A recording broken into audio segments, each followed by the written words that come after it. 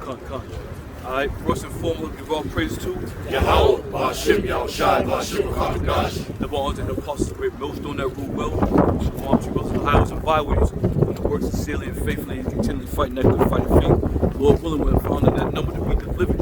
Alright, but until then, between time, we're gonna come out and just do the work, man. Keep pushing it. Alright? So we're gonna just go through the spirit. You know, brother ain't got nothing linked up or locked up. So let me get Ecclesiastes, the 3rd chapter. Start at the top. Ecclesiastes chapter 3, verse 1. And it reads, to everything there is a season and a time to every purpose under the heaven. Right, and this is why it's very important to understand the times that we're living in. Right? Just because you see the sun shining and you know the so-called New Year's coming in and people got all these ideas and resolutions and all this other shit, you gotta be circumspect and really understand what the hell's going on out here, man. The devil never sleeps, man. He never sleeps, so he's definitely conjuring up the most wickedest scheme he could possibly conjure up for you, man. Alright? But we're in that time period now where the love of the earth, as the scriptures say, is waxing cold. Things are starting to happen, man. People are starting to wake up. People are starting to do some demonic shit. You know? All these people running around, gunning people down, running up in houses, snatching, you know, bashing women on the side of the road. It's crazy out here, man. And it's gonna get even crazier. Go ahead, read on. Come on. Verse 2, a time to be born and a time to die. A time to plant and a time to pluck up that which is planted. You see this? You see the similarities? All right? You can't have one without the other. So we're coming into that time as this very chapter is going to speak on. Time of war and the time of killing. We're coming into that very time, man. And that time of war has already been started. The Lord said the fire has already been kindled. Go ahead. Come on. Verse 3, a time to kill and a time to heal. See that? A time to kill and a time to heal. So just because this is another year gone by, 2023, don't think that killing season's long gone or forgotten about, man. That this is gonna be the killing season, man.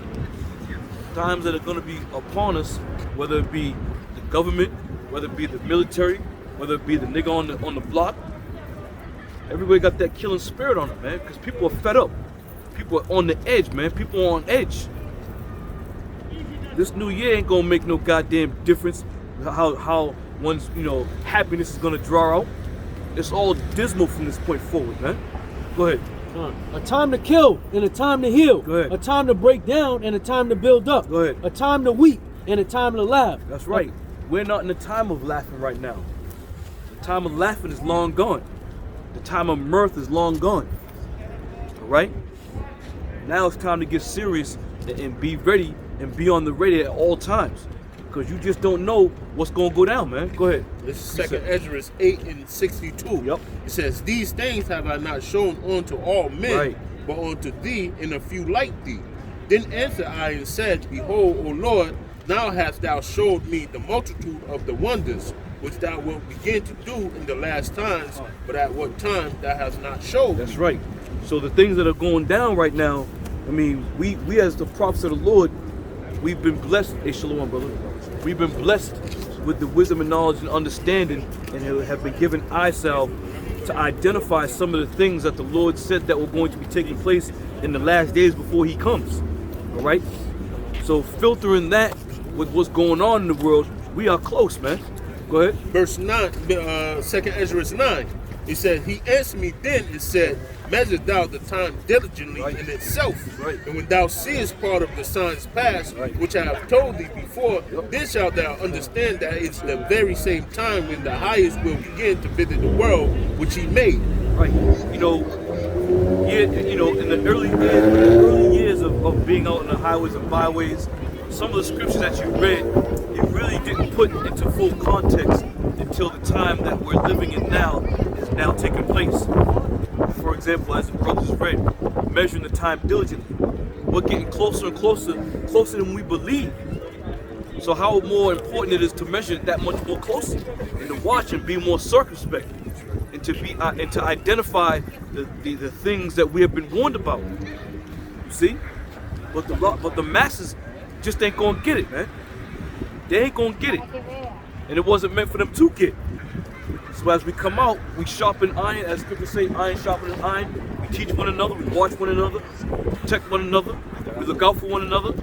Because our sanctuary is very small compared to the masses of people that are on planet Earth, man. It's a very small sanctuary. Go ahead. Can I get this? This is 2 Corinthians 4:34. 4:3. It says, "But if our gospel be hid, it is hid to them that are lost." That's right, and there are a lot of lost people. There are a lot of lost people out here. They're in gross darkness, man. They are definitely in gross darkness. So much so, they don't even understand that they're in darkness. They can't even comprehend that they're in darkness. Even though, as the scripture says, they grope at noonday, perfectly daylight out here, man. But they're in total darkness. Shalom, brother. Y'all about to finish this up. Go ahead. Go ahead, brother. This is Ecclesiastes 8 and verse 5. Hey, you brothers feel to jump in, man. You know, let the spirit loose, man. It says, whoso keepeth the commandment shall feel no evil thing, and a wise man's heart discerneth both time and judgment. Because to every purpose there is time and judgment. Therefore the misery of man is great upon him. That's right. Good. You want to break it down? It goes back to measuring the time Time diligently diligently, itself. yep. All right, because a wise man is going to pay attention to what's going on, and they're going to get themselves right. That's But right. on the other hand, you're going to have people that's going to constantly do wickedness, and they're not paying attention to the time. So what that's going to ultimately do is bring more judgment upon them. Right. It's going to usher in judgment upon their own heads, man. You know, the scriptures talk about,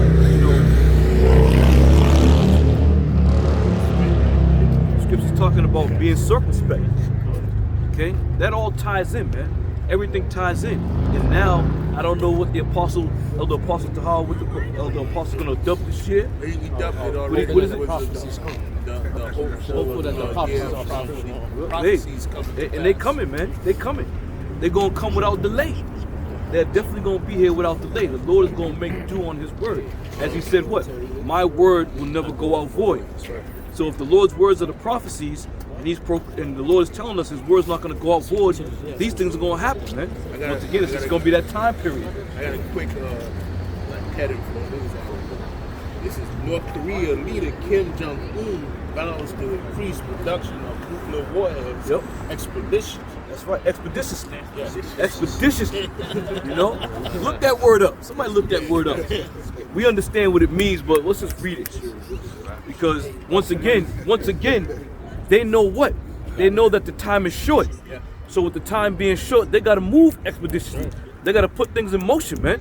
Even Esau. Now, I did a show this morning concerning the contagion, you know, catastrophic contagion. Last year. Right, and they're talking about it's set for 2025.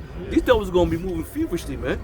That shit, they might release whatever they're going to release into the atmosphere sooner than you think, man. They're doing the same thing. Remember, it started off in China. Then it came over here. Of course. China locked down right now because of the day. Right. They're gonna bring it over America's here. good for pointing the finger and putting the blame on somebody else.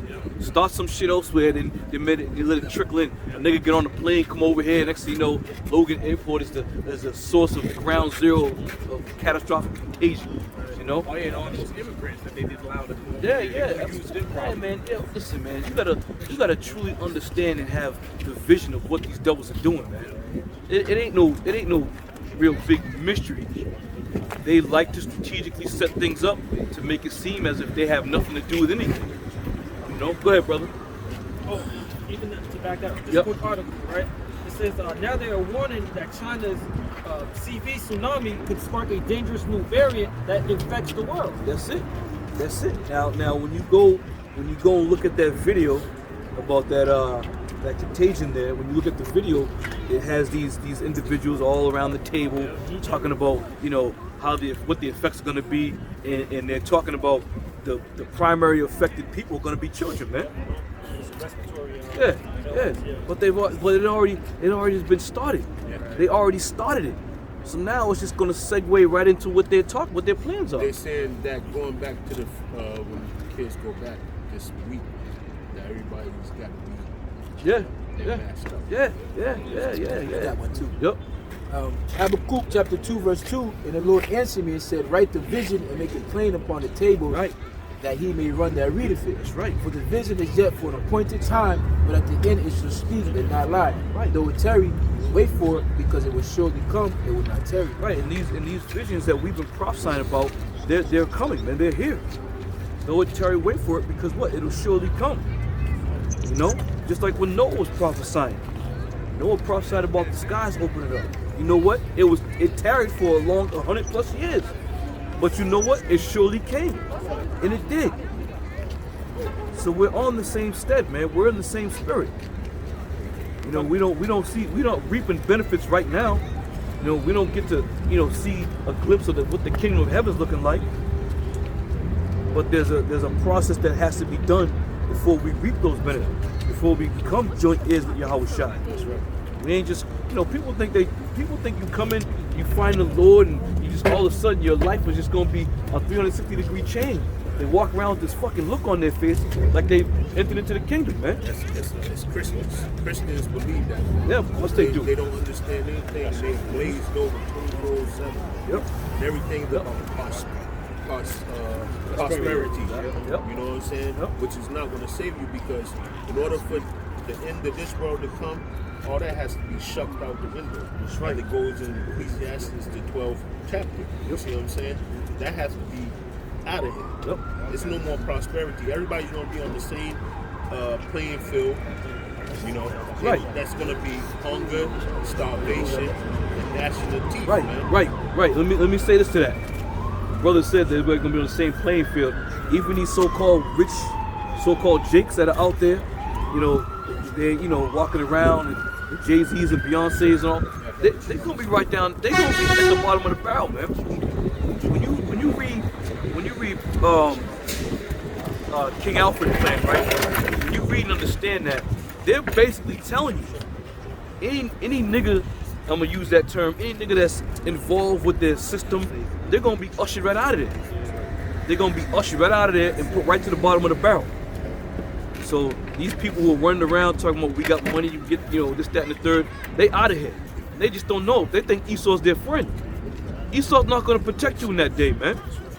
He don't even protect his own. Never mind a nigga from the Lord's people. You gotta be kidding me, man. I don't know if anybody's seen a False Alarm Blog video, but he had like this social thing where everybody comes under the umbrella. Right, Basically, it's called the CSQR. Yep. So basically, it got sections of common people, sovereign, quarantine, and I can't remember the other one. But anyways, it talks about the dude in the article. It talks about how people. It's going to take 3 to 5 days to get everybody on the system. Rich people is going to be as common people. So like everything that going in, they work for these riches just for it to be disappeared in 2 days. Well, that's right? WEF. Yeah. Klaus Schwab, he said the Great Reset, you're going to be happy having nothing. Yep. You know what I'm saying? So when that happens, everybody's going to have to come to them to get whatever they need, whether it be credits, food, whatever. Hey, I got something for that. James 5:1, go to now, you rich men, weep and howl for your miseries that shall come upon you. Your riches are corrupted, and your garments are moth-eaten. Your gold and silver is cankered, and the rust of them shall be a witness against you. So when you look at it, right, this currency that we got, what is it? FRN, Federal Reserve Note. This is going to be thrown into the garbage, man. Okay? And the new plan that they got is it's going to be cryptocurrency, which is CBDC. And with that CBDC, that's how they're going to program your currency personally for you off of what? Carbon data emissions. Okay? Or they're going to do it another way, which they're going to gather everybody in the group with, what is it? The thing that China got. The social credit system? Yeah. So one or the other. You're gonna have to. They're gonna put you on both of those things. Yeah, but you should all be intertwined together. It's because when you look at the system today, it's the currency and credit and banking. So you need, in order to get a specific loan for certain things, you're gonna have to have that credit. That's right. But they just want to. You'll be able to take it to another level once they're able to put that inside you. Yeah. Because now it's monitoring, it's location, it's your money, it's hospital notes, it's everything. Everything. Your vitals, everything. You name it, they're gonna have access to it, man. They're gonna have total access to everything that you do. And once again, that's total control. Yeah. What Esau wants. It's this pseudo heaven for Esau. He's taking it. He's taking it up another Right. notch. But don't forget though. Don't forget, this devil's plan is to eliminate half the population, more than half the population. So he ain't gonna have to worry about giving everybody this new form of technology, because a lot of you people gonna be dead, man. You know. That's what I forgot. And then in that social credit system, for the people in the sections, they have to have the snake oils. You know what I'm saying? That's a requirement to enter into the NWO. Yeah, that's right. That's right. Well, it says it. It said he causes them both small and great, rich and poor to receive that. Yep. You know, and they didn't. And then John later on he iterates how he saw the heads of them that was They headed for souls the of them that were beheaded for Yep. not dealing with that. Yep. So that's how the Heavenly Father wrote the story out, and it's being played out. You know, to this day. And we use reality to let you people know what's going on. You know? Because like Habakkuk said, at the end it's just speaking. These things are gonna happen. Before the elders and the apostles was telling you, they were like prophesying, like this is what's gonna happen in the future. You actually literally had one, right? A little the elder. Oh, yeah. He literally had one of those. So this is something that you can see and that you can touch. Now it's in your face. You can't. You know, well, you could deny it, but that's because the Heavenly Father has put that spirit of slumber on you. You know? But it's just something that's real. It's not a conspiracy theory. It's something that's real. Proverbs 4 verse 18. But the path of the just is as the shining light that shineth more and more with the perfect day. Yeah, shining light. And that goes back to the goes back to Yahushua. Your faith in Yahushua. That's your light. The scriptures. That's your roadmap. That's your guide. In this world that's filled up with darkness. Everything is set up here for you to fall. Especially you being a so-called black, Native American, and Hispanic man in Babylon behind enemy lines, you know? Esau Edom he's the king, man. He's the one that's in control. He's in your legislation. He's the one that's administering what you could put, what's allowed in the foods, and when you get sick, that's where you gotta go to. You gotta go to your adversary. So it makes it easier for him because now he don't gotta do it straight out. They don't gotta put on robes and get on a horse and go kill you. They got different methods of doing it. This is why it's another reason why we come out here to tell you this devil is way more subtle than you guys think. Gradualism. Gradualism is a big thing that they use. You know, when they use gradualism, it's right in front of your face, but they make it seem like it's helpful for you. So they're really that serpent that the scripture's talking about.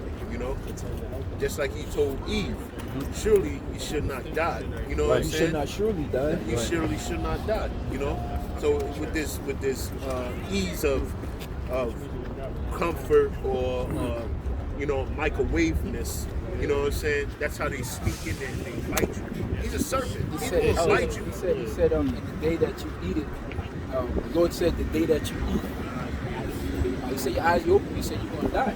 You're going to die that very same day. Adam lived. That's why. That's that. Yeah, he was tripping. That curse on man fell upon us, and there's nobody that the highest person was Methuselah at 969. Yeah, and one day to the Lord is what 1,000 years. So nobody's lived that day. Adam died that day according to the Lord, according to what he said. We got some Ecclesiasticus chapter 12. I'll start at verse 16. An enemy speaketh sweetly with his lips, but in his heart he imagined how to throw thee into a pit. He will weep with his eyes, but if he find opportunity, he will not be satisfied with blood. Yeah, that whole winking and crossing your fingers, you know what I'm saying, behind your back, that stems from him. Every culture was like that, where your handshake, a look in the eyes, that was like gold. Your word was golden. Deals were made, big deals were made. There were no contracts, you know. You shook hands, but that old winking of the eye, you know what I'm saying, telling people stuff, it's all deceitful. But that's Esau Edom. It's like a natural trait of his, man, to be deceitful. He's the devil. Verse 17. If adversity come upon thee, thou shalt find him there first. Yeah, like, okay, let's look at Ukraine for an example. Adversity came upon them, and who do you find there? You find Esau there. Is it for the sincerity of the people of Ukraine? Hell no. Because all peace talk is off the table. So if you cared about the prosperity and the peace of a nation, you ain't gonna feed it weapons to fight against a superior adversary. So he's not for peace. the earthquakes down in Haiti, or we're coming. They literally call it a peace force, and the peace force is coming armed to the teeth. Even poisoning water sources, giving people all type of cholera. Or what is it? Cholera. You had that company down in South America. They're trying to buy. Esau was trying to get them to buy water filterization systems, and they was like, "No, we don't need it." So what did Esau do? He went and poisoned the water system. You need our systems, but that's how he rocks. Real quick, there was one devil in the Carolinas. He had a pig farm. He was spraying that pig blood all throughout the fucking region, man. I mean, once again, only a devilish person would do some devilish shit like that. But here you are contaminating the whole damn world, whole damn city. And nobody says a goddamn, nobody here was in charge, you know, let you drive down the street, throw a wrap out the car. Right. That's your ass. You know? Continuing on, and though he pretend to help thee, yet shall he undermine thee. He pretends to help. That's how he set up everything. Oh, the syphilis. That Jake lining up to get shots and What's that? Tuskegee, right? Tuskegee program. Yeah. You had Jake going up and he was experimenting on him, you know. Didn't even tell Jake. Yeah, didn't tell Didn't Jake. even tell him. A good movie for that is called Mrs. Evers' Boys. You watch that movie, Mrs. Evers' Boys, that whole thing is laid out. And I think Lawrence Fishburne, he was the actor. Oh, no, I remember Alfred Woodard. Yeah, that dude too. He's in Alfred Woodard, that's your lady. Look at Planned Parenthood. She's dead. Yeah, she's dead. It's She in the was name. she was Miss Evers. Yeah. In the name Planned Parenthood is something disguised as the Planned Parenthood. Like, you know what I'm saying? You're killing people. Your job is to take lives, but they sell it as if it's something that you want to wait. You don't want to have a baby right now. You want to wait. So, yeah, it's unstructured. That's how you sell gets down, man. I got a piece for you. If you desire to have a baby, they're gonna make sure that baby comes out all fucked up, man. I'm gonna give you all kinds of chemicals, and steroids, and all types of shit to make sure that baby in that womb, that fetus, does not grow properly. Yeah. You look at Edomite child. You look at a Jake child. You see the Jake child is active, running, just experimenting and stuff like that. I noticed that my little son, he be doing things. And he do the things that he see people doing. Like he'll try to put something inside the plug or put something here, do something here. And it's always like you so quick to yell at him and to scream at him and like, hey, what you doing? But he's only doing what he's seeing. You know? I mean, you could stunt somebody's growth like that by not disciplining them correctly. But you see Edomite boys, they're kind of like Omen childs. They're kind of just sitting around, they're not really active and stuff like that. And when our kids are active, it's like, okay, that kid has ADHD or autistic. You can't sit down. No, he's a Jake. That's our people. Our people are active. We're strong. We're fast. We move around, you know. But Esau, this kid had ADHD. You got to give him Ritalin. Now he's on Ritalin and he's stuck. You know what I'm saying? Zonk the hell out. This is generational. This is, you know what I mean? This has been going on for a long time, man. Esau had a monopoly over us to basically destroy our people. And you look and wonder why these kids, they're just in the Roblox, all goddamn thing, video games, computers, they're like stuck, man. So Psalm 55 verse 21. He said the word of his mouth was smoother than butter, but war was in his heart. His word was softer than oil, yet with a drawn sword. Use your inside voice. Like you could be saying something, you could be upset, you know what I'm saying? Esau really do you wrong and you'll be upset about it, but just because you're screaming, you know, he'll negate anything that you're saying. Just because, and he'll talk to you nicely and tell you that he's going to destroy you with the sweetest, the most articulate word. Bill Gates wasn't angry when he said what he said concerning bringing P down to zero. He articulated it very nice, very well. You know, he wasn't upset. He was happy. Look at how they act. They're happy when they bring about destruction to us, man. They're calm about it. You don't really get riled up. You know, like I've seen this one thing that said police officers are for black men and nurses or doctors are for black women. Look at the statistics of black women that go in and have babies or die at the hands of medical doctors compared to everybody else. It's through the roof. Yeah, I heard about that. They said that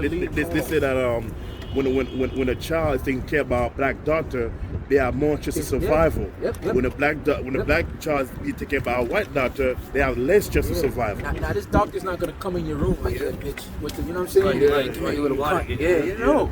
She's gonna come, hey, what's the problem today? You know, so you gotta watch these devils. So that starts off by birth because the depot shot, not the depot, but the shot that they give them while they having childbirth, the epidural shot, that slows down the child's heart more than it does the woman. Yeah, then they'll once the child is born, they're supposed to keep the placenta attached to the child's stomach until it falls out. You don't put a woman on her back while she's giving labor is a backwards way of doing it. Yeah. You give her the epidural in itself is defiance of the Heavenly Father. Because part of the curses that was on Eve was that during childbirth, she would feel painful. So it's just Esau being, you know, contrary to the righteousness of the scriptures or what the Heavenly Father said.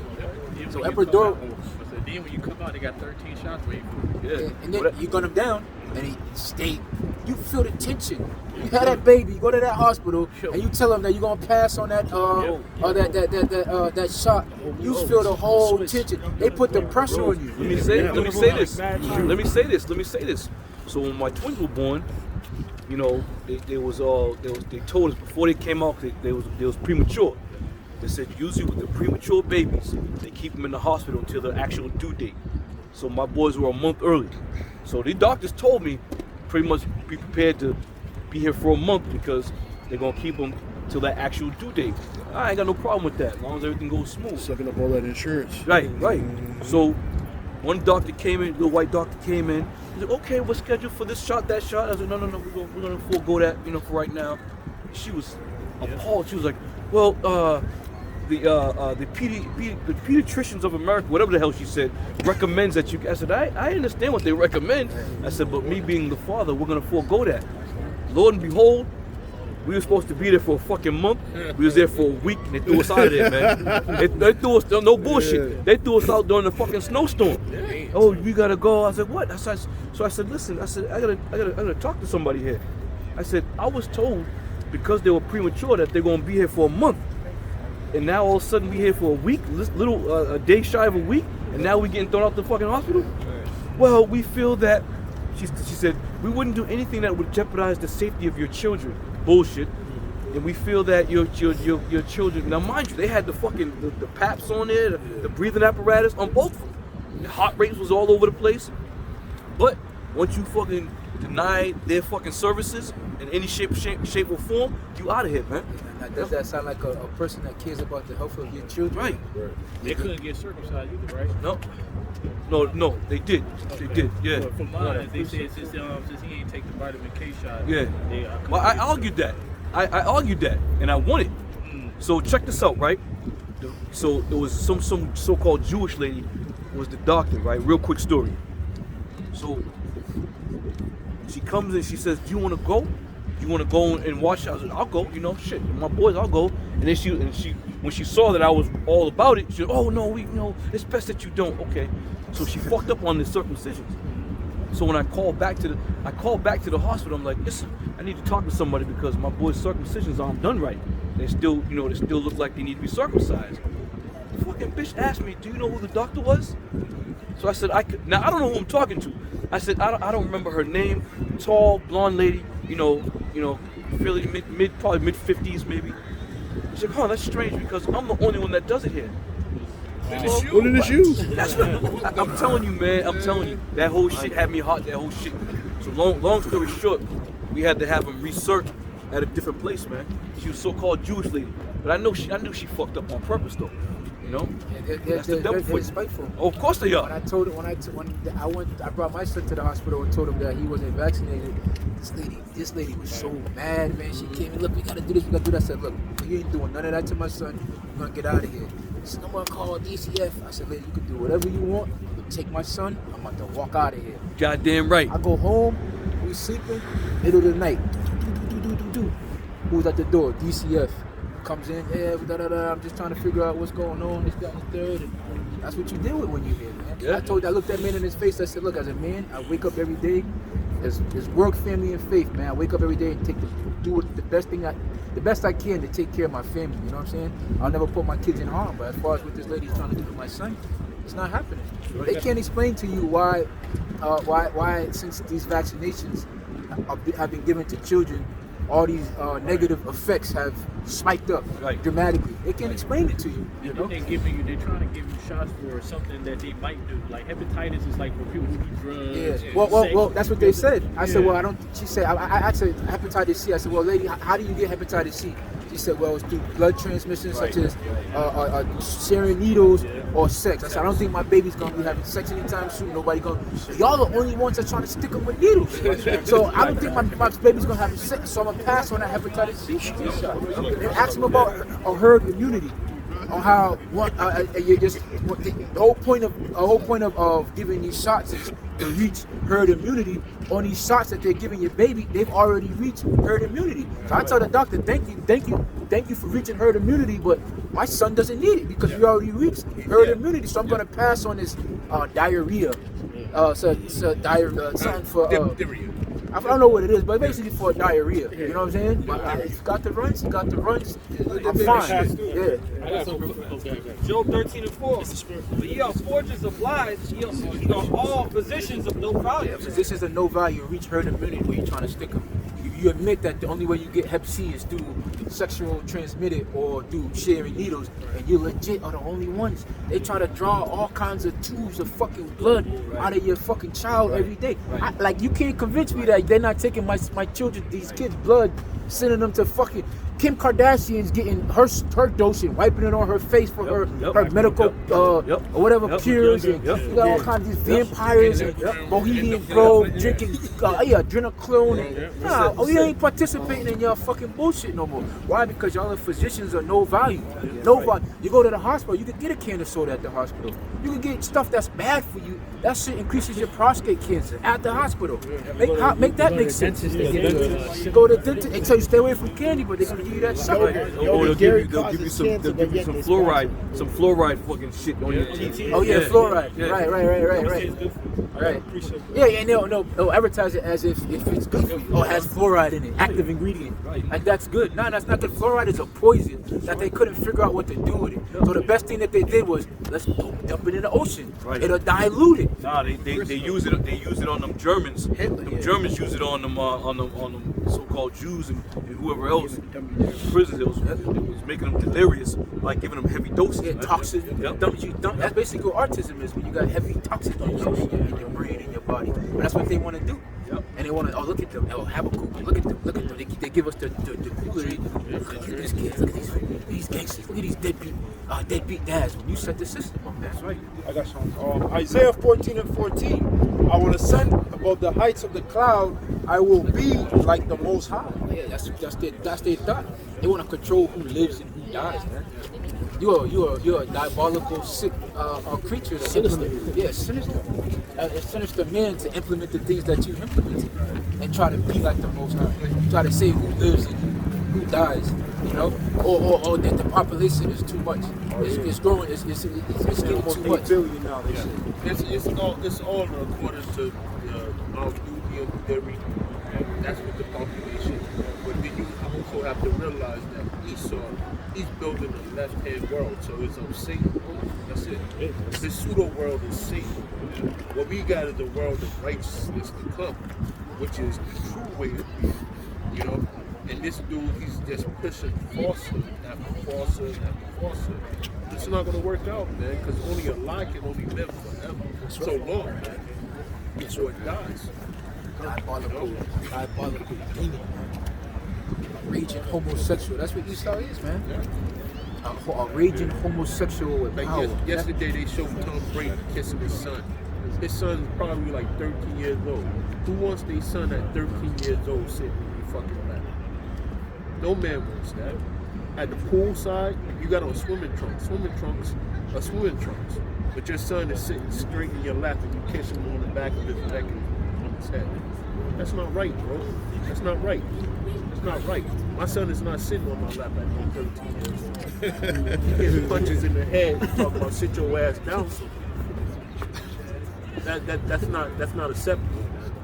And that shit that Will Smith did to his son, that's the factor of that, man. Yeah, the Wayne Wade, all that shit, man.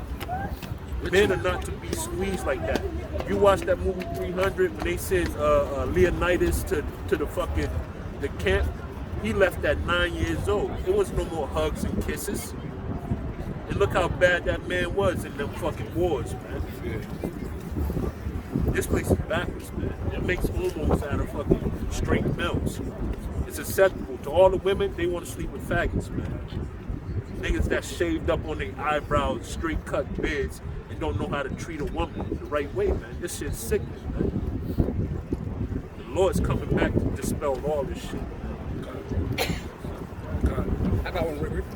2 Thessalonians chapter 2, verse 3. Let no man deceive you by any means, for that day shall not come, except coming a falling away first, and that the man of sin be revealed, the son of perdition.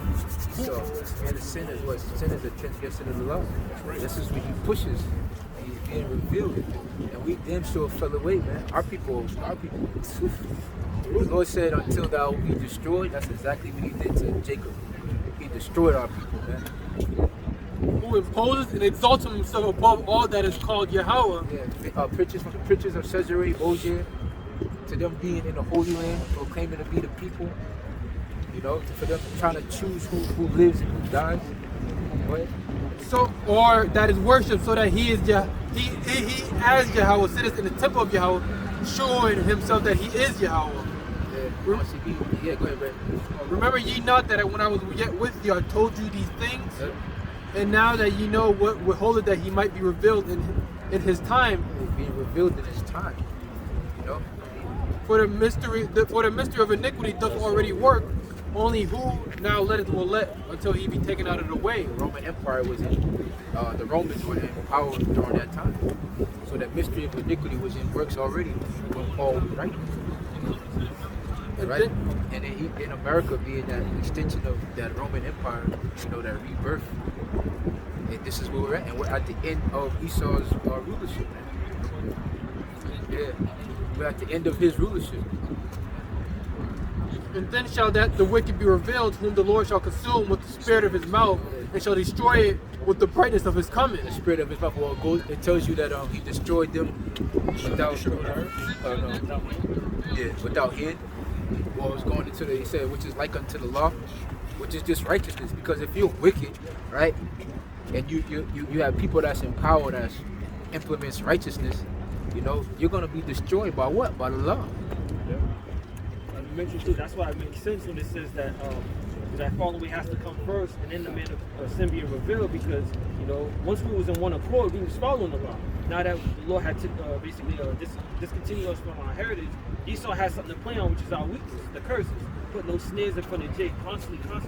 Now that we're waking back up, we can see it. Now we can speak on it. Like this is who's doing it to us. This is the man of sin. This is the wicked that the Bible says. Just having a measurement on wickedness and righteousness is very important, because those simple things like that will take a difference. You have those slave Bibles that Esau has set up, but just knowing the difference, knowing what righteousness is a very key part. Psalms 94, verse 16. Who will rise up for me against evildoers, or who will stand up for me against the workers of iniquity? Starting with the men of the Lord, man. That's coming out on the highways and byways, that's proclaiming all these things, that's ushering in Yahweh Shai's kingdom, right? Starting with righteousness, like being a breath of fresh air, basically, being a light unto the world, being an example, making your body a living sacrifice, man. Hitting the highways, right to the chief place of concourse, warning people, doing what other people are afraid to do, or what they won't do, or what the Heavenly Father hasn't put the Spirit on them to do. But that's standing up for the Lord, man. Standing up for righteousness. Go ahead, bro. Matthew 5, verse 14. Ye are the light of the world. A city that is set on a hill cannot be hid. Neither do men light a candle and put it under a bushel. A war in the Lashon Kadash, the light of the world, right? And the Lord said, I'm the truth, the way, and the light. No man get to the Father but through him. Go ahead, bro. Tazaiwan, which is what? A monument, man. That's something. A monument is something to be seen. Behold. It's a standard. Yasharallah is a standard on how to be. It's really the elect is the perfection of Yahweh's creation. Go ahead. Neither do men light a candle and put it under a bushel, but on a candlestick, and it giveth light unto all that are in the house. Let your light so shine before men that they may see your good works and glorify your Father which is in heaven. So it's a purpose for your light. Lights serve purpose, man. So you do something with it. got Esau. You know, his secrecy has been exposed. You got they make his tongue fall upon themselves, like his own people, and you got the men of the Lord who do it on the biblical side. So like on both sides. There's so many platforms. Yeah. It goes back to that balance that we started out earlier, man. So much wickedness is going on, but righteousness is happening with it. Decent, yeah. So many platforms that is exposing what Esau is doing. Snapchat, fucking TikTok. You know, they banned TikTok in, I think it was California. I think they're trying to ban it. they're trying Well, they're trying to ban it because of the amount of information that's being pushed out through it. It's giving you got average Joe got a platform to say whatever they want to say, whether you think it's crazy or not. They're getting their voice out there, and there's too many voices that's out there going against the status quo. As a matter of fact, you have, I think, Andrew Tate and his brother just got arrested. In Romania. Yeah, in Romania, but they're starting a trend against anybody that's coming out speaking out against whatever they have established, and then you got people that's okay with that, paving the way for them to come after guys like us. You know. If I may add too, Andrew Tate always said this, you know, a while back before he even got arrested. He said that it's gonna happen to him again. You know, if I made a video about it, he said that this was gonna happen to him. First, they're gonna try to make him look like the bad guy in the media.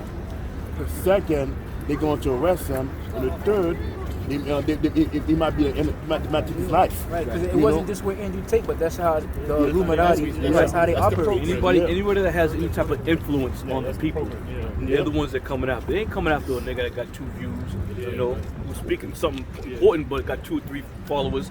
But they coming after anybody with any influence on the people. That's just the way the devil works. They now reported that Kanye West is I haven't heard him in like 2 months. 2 weeks. I mean, this ain't no mystery, man.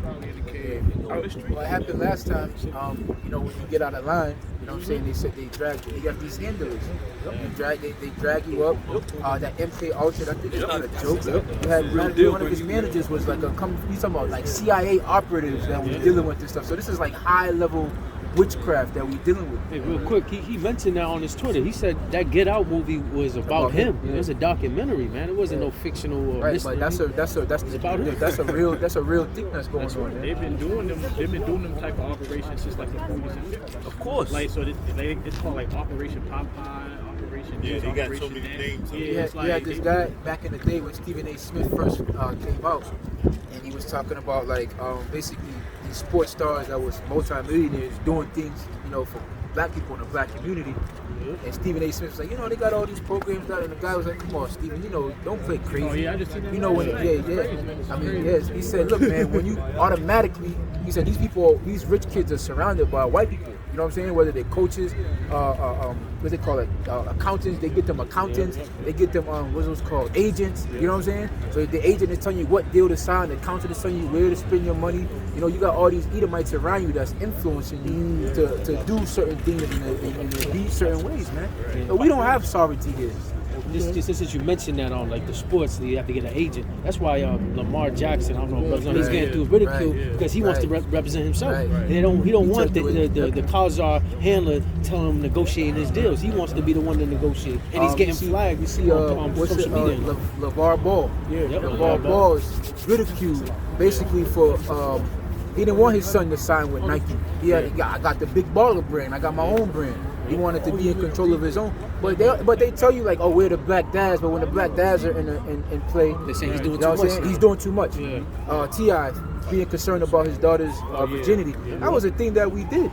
Our daughters were money. They are money. Regardless of how it sounds, when you gave your daughter off, you know, that's business. In return. You're supposed to care about your kids, but he got ridiculed for that. Joe Jackson got ridiculed for how he with the Jacksons, right? how he was strict and stern. But look, you get successful. Venus and Serena. Look at their dad. Their dad was on their ass. But look, you find success in that. You know what I'm saying? And being in your kid's life. But they don't like that. They really don't want us in our kids' life. Yo, but if I could ask something, because you mentioned something about how they influence This is why they call like YouTube people and TikTokers influencers, because they know that they can influence. And the thing with TikTok, one last thing, is how the U.S. is trying to say that China's using that to spy on American citizens, but yet Snowden told you that your Comcast device spies on you, your game system, your cell phone. So what's the question? Is, so what's the difference? What's the bear witness against that. I never received a letter from TikTok saying that they spying on Comcast. Back in the day when I would like download movies or fucking music or whatever, I got a whole sheet of paper saying, "Oh, we caught you doing this, we caught you doing that," and that's just through what? Through the internet, The IPs. the IP address. So that's a whole bunch of crap. You know what I'm saying? That's something that's not feasible. That's propaganda that they're pushing. You know. Yeah, I'm glad you said that though, bro. The influencers, because that's what it's about now. When you look at if you're able to get a platform to where you could get, you don't even need millions of views. You know what I'm saying? Just whatever it is. 100,000 subscribers. A couple 1,000 subscribers. They're pleased to send you money as long as you're doing folly, spending on your marketing head, to the kids. new dances, anything dumb, anything for circus and bread, or for entertainment. You know, they'll pay you money. But the moment you get on here speaking about some real deal issues that's going on in the world, Sponsors get cut. they'll cut you quick, fast, in a hurry, man. If I can mention too, because you even have people coming out on YouTube that kind of review products that, you know, once they get that certain amount of views, you know, those companies will buy them in, and they have to constantly push their products. So it's like, you know, basically enforcing them. It changed the whole content. It's funny because I don't know if you brothers noticed, but when we went to was it Clinton, Mass, to do that lesson, that video ended up getting like I want to say like 25,000 views, and when you click on it, there's a commercial on that thing. I never seen none of our videos. Yeah, they added that with a commercial. But really, I'm supposed to cut a check, so I need to get on that. And it's crazy because there's a couple of people. I was on there like, what? Y'all advertising on that? Like, How many ads? Just one? Brothers looking at the mail. Well, just one. You know what I'm saying? It was just one, but it's like, you know what I mean? Yeah, man, shit adds up. There's a good that called Go Back to Africa. Yeah. Your channel got like 55 or 45,000 views right now. Your face is everywhere. Yeah. Which one was that? Go back to when we went to Clinton, Mass. No, the one he's talking about. Go back to So- Africa. Go Yeah, black. yeah, man, Sadu. That was the title of it? He had posted y'all speaking. Okay. You posted it, right? Yeah, you posted Somebody it. put it on the channel. I'm looking like, who gave consent to this guy? So he's eating off the work? A Hamite? Go back to Africa? No?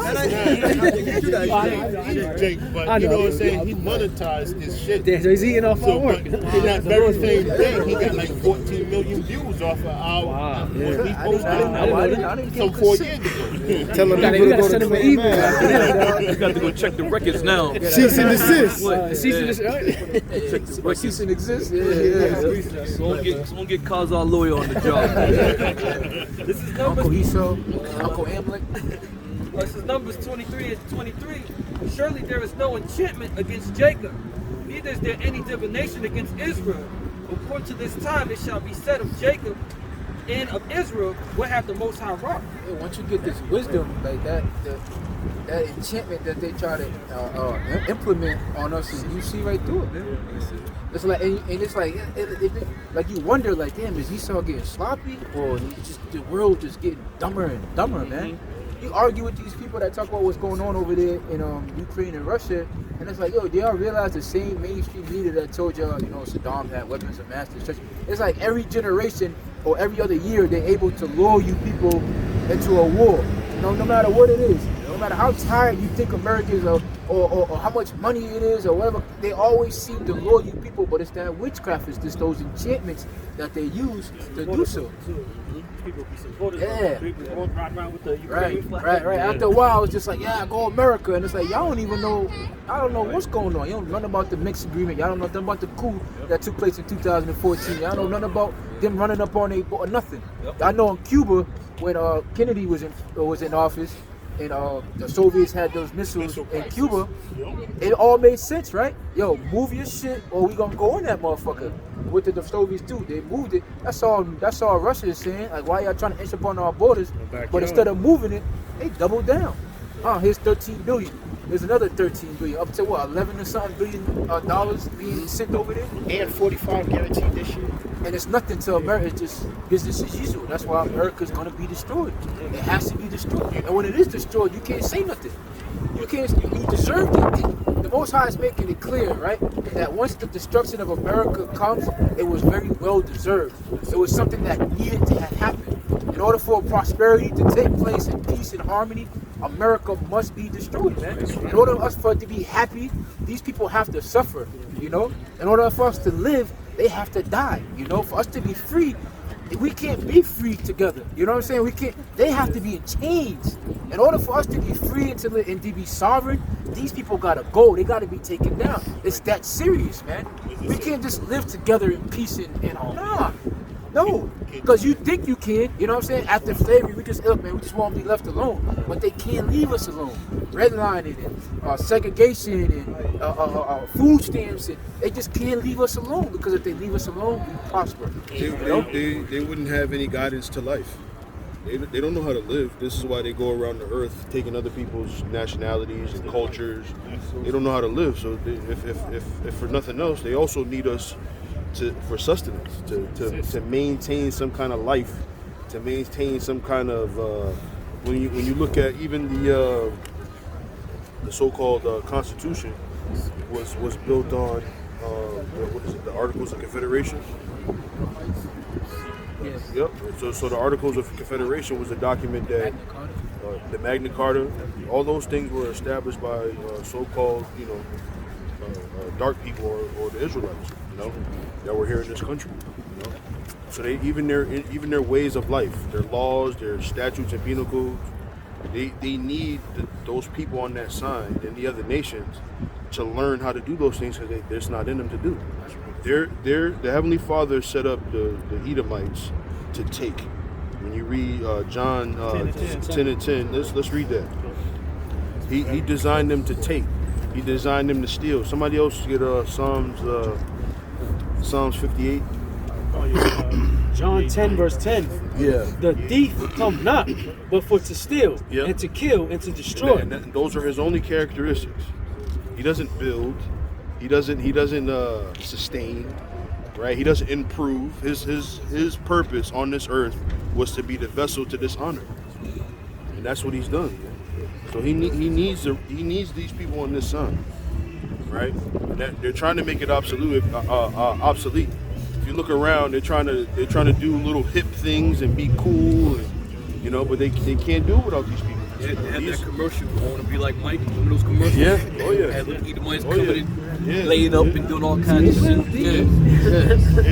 If I may add too real quick, just like you said, right? They cannot do anything for a Jake. Like there was this famous TikTok girl that Edomite, I forgot her name. She stole a dance from a female Jake, and she got a whole bunch of millions of views, and they were giving her credit for that, but she stole that dance of a Jake. Yeah, being a so-called white lady or man and being mediocre, you know what I'm saying, doing Jake things is praise, you know what I'm saying? But it speaks to great white hope, but it speaks to the greatness of us. Like any average Joe can do something, you know what I'm saying, ill, and it's just natural to us. We expect our people to be great. When you have somebody that's an Edomite, like we were saying, the great white hype, Luka Doncic. I like Luka Doncic. He has skills or whatever, but just because he appears to be a so-called white person, they're gonna gas him up. Yeah, him and them, he can rhyme, he can rap, regardless of what's his spirit. If you believe he's a Jake or not, the fact that he has their hue, you know what I'm saying? They're gonna buy. He gonna go down. They're gonna hype him up because they know that when we do it, you know what I'm saying? But when they do it, wow, because it speaks to our greatness, you know, how dominant we are. It was like the Beastie Boys. When the Beastie Boys came out, back then you had DMC, Grandmaster Flash, all these rappers that were coming up. As soon as them white boys came up, man, it was the fucking best thing since sliced bread, man. What the fuck is Brass Monkey? I'm smoking cigarettes, whatever the song was. But yeah, they was jamming though. Right. It was jamming. Esau loves to find the best. Esau Scott, and when you think about the basketball term, I was gonna say something about Isaiah Thomas and what he said about Larry Bird. Yeah, but when you think about these, You got this guy, what's it? Dallas Mavericks, the owner, Mark Cuban. He believes in like the European style. This guy is scouring all over Europe to find talent, the best of the best, all around the world or wherever, to find these people that could come to the NBA to basically shit on, you know what I'm saying? To shit on Jake, man.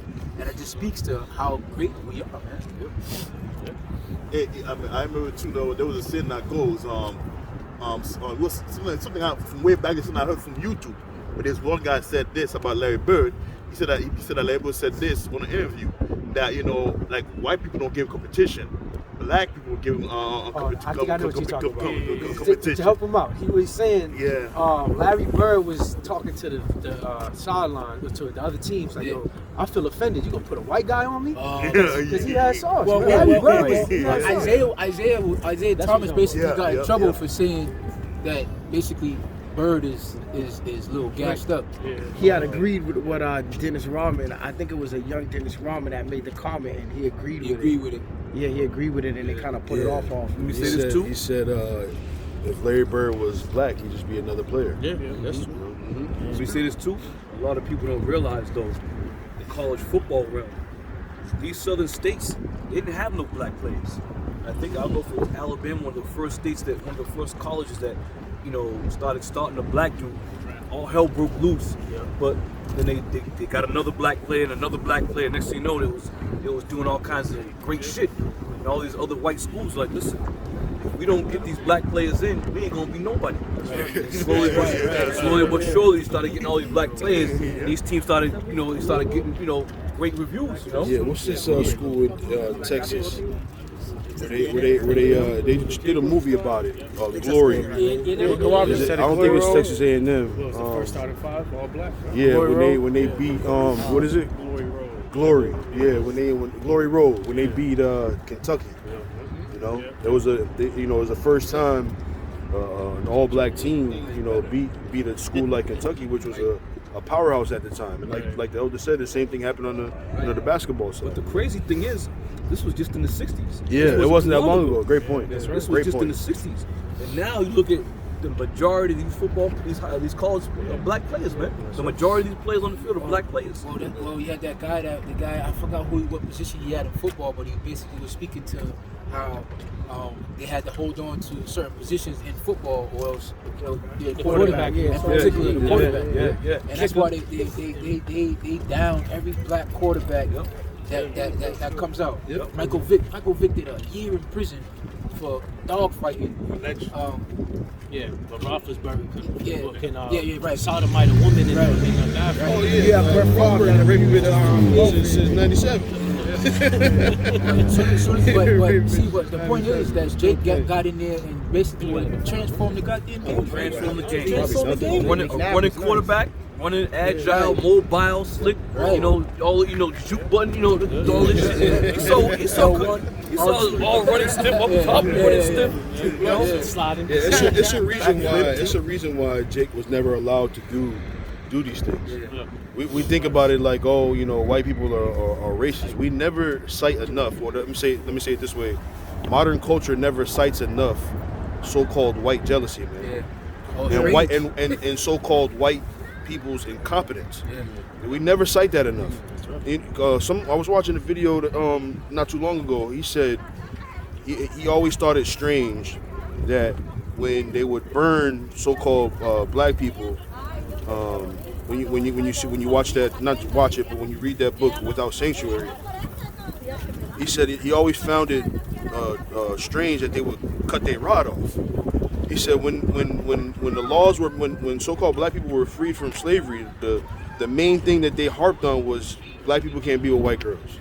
Matter of fact, when you read that book, Lost Tribes and Promised Lands, a lot of the marital laws that are in place today were established on making sure that so-called black people weren't marrying white women. Look at Jack Johnson. Jack Johnson, the what they call it, the Mann Act. Yeah. Right. All you gotta when you think of these things. It's all about their even monogamy, because women's in nature is to pick the most competent male, right? So if you have a system where it's polygamous, the woman's gonna pick the most competent man that she sees. And who's gonna end up falling by the wayside? The so-called white man, right? So these are real things, and we marginalize them. I'm saying we, but America marginalizes these things. But you got to ask yourself why these things specifically. Well, sports in particular was like the ultimate male competitive to see who's stronger, faster, athletic. So that's like an ego crush. So we're Jake is just natural to us, but that is such a big ego crush to them when they can't accomplish what they want to accomplish. You know what I'm saying? When they have the ability to scour the world, right? To train up this guy to fight this black boxer, and they put him in a ring, and he gets absolutely annihilated. Go back to Nazi Germany. Jesse Owens. The Germans, that was their thing, right? The superiority was with a superior race, right? Jesse Owens went over there and killed that whole theory, man. That whole shit down. Shut it down, crushed them, annihilated them. I seen a documentary years ago. That's the main reason why they created male enhancements and steroids. The Germans to compete. And they still lost. Yeah, but they said that he should be racing. You had Mark McGuire, right? During the when I was growing up in '98, you had the famous steroid scandal. Sammy Sosa and Mark McGuire. But Mark McGuire was on steroids. But look at who they was Hank Aaron and Willie Mays. They were 150. But going back even to the foundation of that, it was the Negro League, and the MLB was like, we gotta get all those players over here. Right, they tried to make it seem like there was this Negro League over here, and they were incompetent. You know what I'm saying? Man 10, big lips, and all that shit playing baseball. Y'all can't be over here. But in all actuality, they was like, oh shit, we gotta take that we gotta look what they're doing. But going back, you had Willie Mays and Hank Aaron. These guys was a buck fit. That was a Jake too. But he was a Jake playing up against a bunch of Edomites because he had the look. That's why he was so goddamn dominant. But he was 150 pounds breaking records. And then what Esau had to do, get Mark McGuire on steroids just to beat the record. So they can have a hero. So they can have that hero. Mike Tyson tells a story about a boxer, Monologue, I think his name was, who was world champion. He was a slave and fought for his freedom. Boxed his way for freedom, and then he ended up going overseas. And so that they had a champion. I forget where. I think in England, they had a boxing champion who beat everybody over there. And this guy Monologue was winning, and they got in the ring and smashed his head with a pipe, so that he wouldn't win the fight. Was it Tony Hardy? Yeah, yep. Same thing with what's that guy, Ricky Hatton, the British, guy that Mayweather knocked out. He was supposed to be the you know what I mean, the legend destroyer. He was gonna do it. The legend killer. But Mayweather's not even known for power. Knocked his ass out. I got people for you. So Jeremiah chapter 10 verse 16. He said, the portion of Jacob is not like them, for he is the former of all things, and Israel is the one of his inheritance. Yeah, it's easy. Like when you're the creator of something, you're gonna create something better than something else. That's it.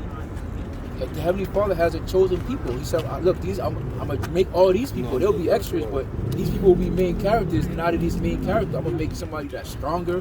I'm gonna make somebody, like I was just talking to my daughter the other day, and she was saying they was making fun of her skin color in school, but my daughter was raised by me, so with the spirit, like, we teach her that what melanin is, whatever, but I'm seeing that, just looking at her hair, what I'm like, look, your hair literally defies gravity. Like, you know what I'm saying? You are special. You are made different from everybody. We are made different from everybody else. It goes deeper than, we talk about the athleticism, but it's something to talk about. But there's so much. There's so much to us. Our spirit, our energy, our vibe. You know what I'm saying? Our brains, our zeal that we have for the Heavenly Father, our culture. Everything about us is just better than everybody else. So we're not like everybody else. And these other nations, they understand it. That's why people be like, why do they hate us so much? There's a reason why they hate us so much, They man. fear us. Like these cops, man. These cops be pulling up on Jake, guns drawn in the whole shit. These cops are really afraid of us, man. They're really afraid of us. When I tell this state trooper pull me over, this guy was like 6'3". He had the vest on. He had the gun right here. He had the extra clips. He had the pants tucked down into the boot. He had the backup. The backup was at his disposal. And he's like, yeah, God, I don't know if you know what's going on. I'm just kind of scared. You know what I'm saying? What's going on right now? I'm saying, this guy, "Yo, why are you scared of me? You got a whole vest on, like you got a nice advantage. You went to school, you shoot like this, like a whole full clip, an extra clip, but you scared of me? But that just goes to show you who we are, man. Yep. And it's a spiritual thing. They can't identify why. They don't know why they're afraid. Like that cop when shot the Jake in the park with that black dude. Why'd you shoot me? I don't know. Because that's that spiritual fear that they have of us, man. Right. Hebrews chapter 12, verse 16. Lest there be any fornicator or profane person as Esau, who for one morsel of meat sold his birthright. For you know how that afterward, when he would have inherited the blessing, he was rejected. For he found no place of repentance, though he sought it carefully with care. That was his lot. He didn't receive that blessing. That blessing went to Jacob. So he had to get what was left over, basically. And that blessing was the what? The root of earth, man. It was the root of earth and righteousness. Because the only way you could rule the earth forever is through the law, statute, and commandments of the scriptures. And if the law, statute, and commandments of the scriptures is not naturally in you, what can you do, man? Heavenly Father ain't gonna allow this shit to continue on forever. We won't be here long. Yeah, Jacob wrestled the angel. He paid, like you gotta give your union due. He paid his dues, man. And that's why we're Yasha'Allah, man. That we have that strength. Look at the strongest man competition or the fastest man or whatever you want to do. I believe most of those people are Jada Face. There's a lot of Samoans. Samoans strong as hell, man. A lot of Samoans that their line go back to Abraham, Isaac, and Jacob. A lot of Ephraim out there. Yeah, because when you go back to those islands, you had trade between Gad and this is post Christopher Columbus. You had all kind of trade between Gad and those Samoans. This is before, before pre-Christopher Columbus. And what they did was they was intermingling with wives and stuff. They were giving into marriage and taking from marriage. Yeah, so a lot of those people over there, they just check them Samoans in Cali. Go over there playing around if you want, or go try to run a fade with one of them. Dope fiend. Throw you in a dope fiend. They live like a middle of Compton. I've been there. Yeah, I've been there. And this big ass Samoans in the middle of Compton. That Long Beach area. And you be looking at them, they hanging out right with Jake, and they look scarier than the Jake. Yeah. They bigger than the Jake. Over there playing. This is 1 Peter 2:9. It says, "But ye are a chosen generation, a royal priesthood, a holy nation, a peculiar people, that you should show forth the praises of him who hath called you out of darkness into his marvelous light." Yeah, when you go into that word peculiar, strange. We're just a strange people. We're loud as hell. We have a different sense of humor. Our sense of humor is different from everybody else. Wow. Don't talk slang. The way we talk, everything got to be with season. Literally. The way we taste food. Yeah, the way we cook food. The way we sit. Like Jake take the chair, sit, turn it around, and sit in it backwards, and then put our arms like this. Like that wasn't why the chair was created. The hat, you know what I'm saying? The rim was put at 10 feet because it wasn't meant to be dunked. You know, it was put high. Esau, okay, I'm gonna put it 10 feet. You know what I'm saying? But what was Jake doing? He was like, dunking. And then Jake got iller. Started getting creative with the dunk. Put it between their legs, dumping from the foul. He wasn't supposed to jump from the foul line and dunk the ball. The game wasn't created like that. Getting fined just putting a regular dunk like this. Just a regular, and now Jake is doing all types of shit. Oh, the 3 seconds. That Charles Barkley made them. We make you change the rules. And it goes back to what they call it professionalism. Well, professionalism is basically anti-Jake, man. They don't want you in their buildings with swag and the dress code was created for us, man. You know, slacks and things and inside voices because our Lord is naturally loud. But they don't want us to be that way. They want us to be like you. That's why you gotta shave your face when you go to corporate America. You gotta talk all different. And I'm not saying talking proper or so-called proper English, but these people be altering their voice. I'm not going no interview altering my voice, man. Yeah, I'm not doing that. Yeah, I'm not altering. I can speak with intellect.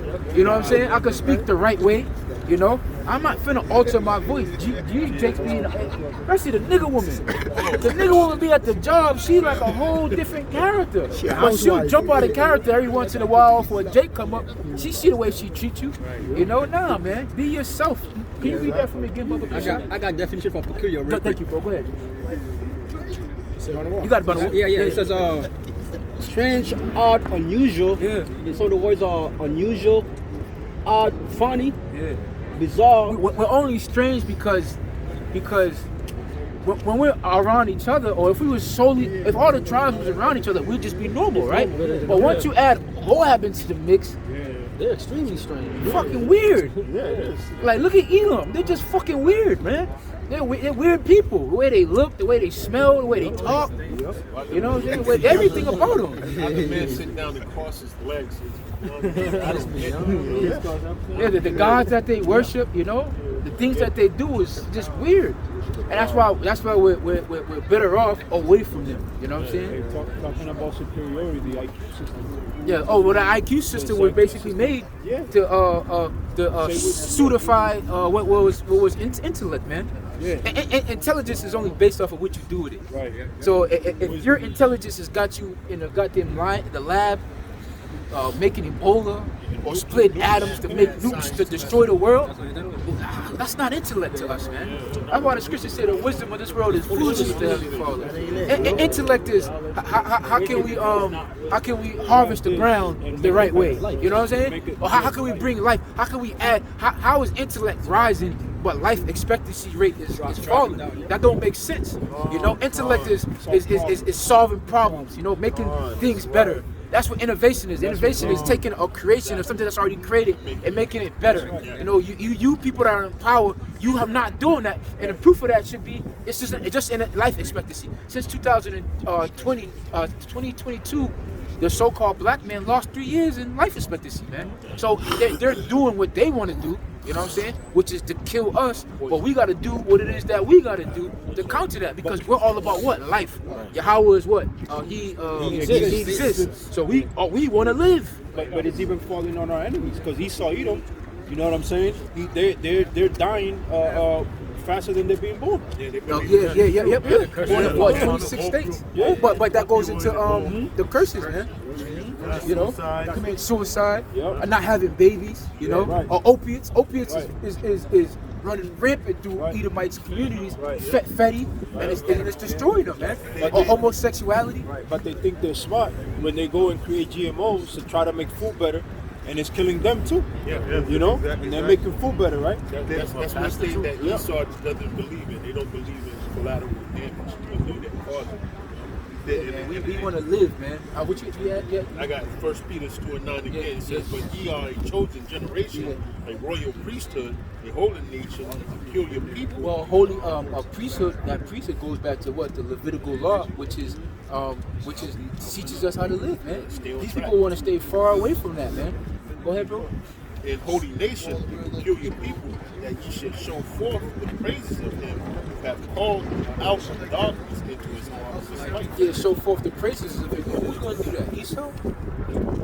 Look, go to a Catholic church, man. Well, no, don't go there. But come on, man. What the hell? What the hell is that, man? He's like always say talk about us dancing. Let them dance. You know what I mean? Let them sing, being lively. It's like go to a funeral home. We go to the white church, man. Like go to a funeral home. The Most High is not accepting that as a sacrifice. Why would he accept these people when, behold, look at these people over here, man? He talk about Heavenly Father. How many times he said I smelled the sweet Savior? You know what I'm saying? He wants he likes fried chicken, man. Go read the book of Leviticus. Flour on the chicken with the oil. That's how he like his drink. You know, if I ask you one real quick, because I remember way back then when I was in the Christian world, you know, that's when I was like coming into the truth, you know. Now there was this pastor, right? This Imam pastor. He could have been a Jake, who knows? But you know why he said in his church? He said that, man. He said when we went to a black church for the first time in his life, he said his church was so lively, you know? He was so lively, man. People, you could see the spirit, man. You could see the joy, man. the life of this church. But he said, when you go to this church, people are just dead. You know, you don't see the life in this church. He was saying that he wants his church to be like that church, man. I remember going to church with my grandmother. We'd be there all night and all day. We slept on the church, man. Oh, yeah. We slept. It's called Vigilia, retreat. We do retreats and shit, you know. I was in church 4 or 5 times a week. That's crazy. You know. So yeah, man. Yeah, for sure, man. Real quick, Proverbs 29 verse 2, when the righteous are in authority, the people rejoice. Yeah. But when the wicked bear rule, the people mourn. Yeah, so when we get into power, our lives are going to be predicated and based off of us living. Right? You know what I'm saying? Righteousness. You know, Esau, he's in power, so everything is there. I seen a video, right? This girl was on this cliff. These Edomites, I think I said this to the group chat. She pushed her off. Yeah, man. Like, bro, like y'all are about death. Oh, yeah. Like, we're not gonna. First of all, we don't really do things like that, right?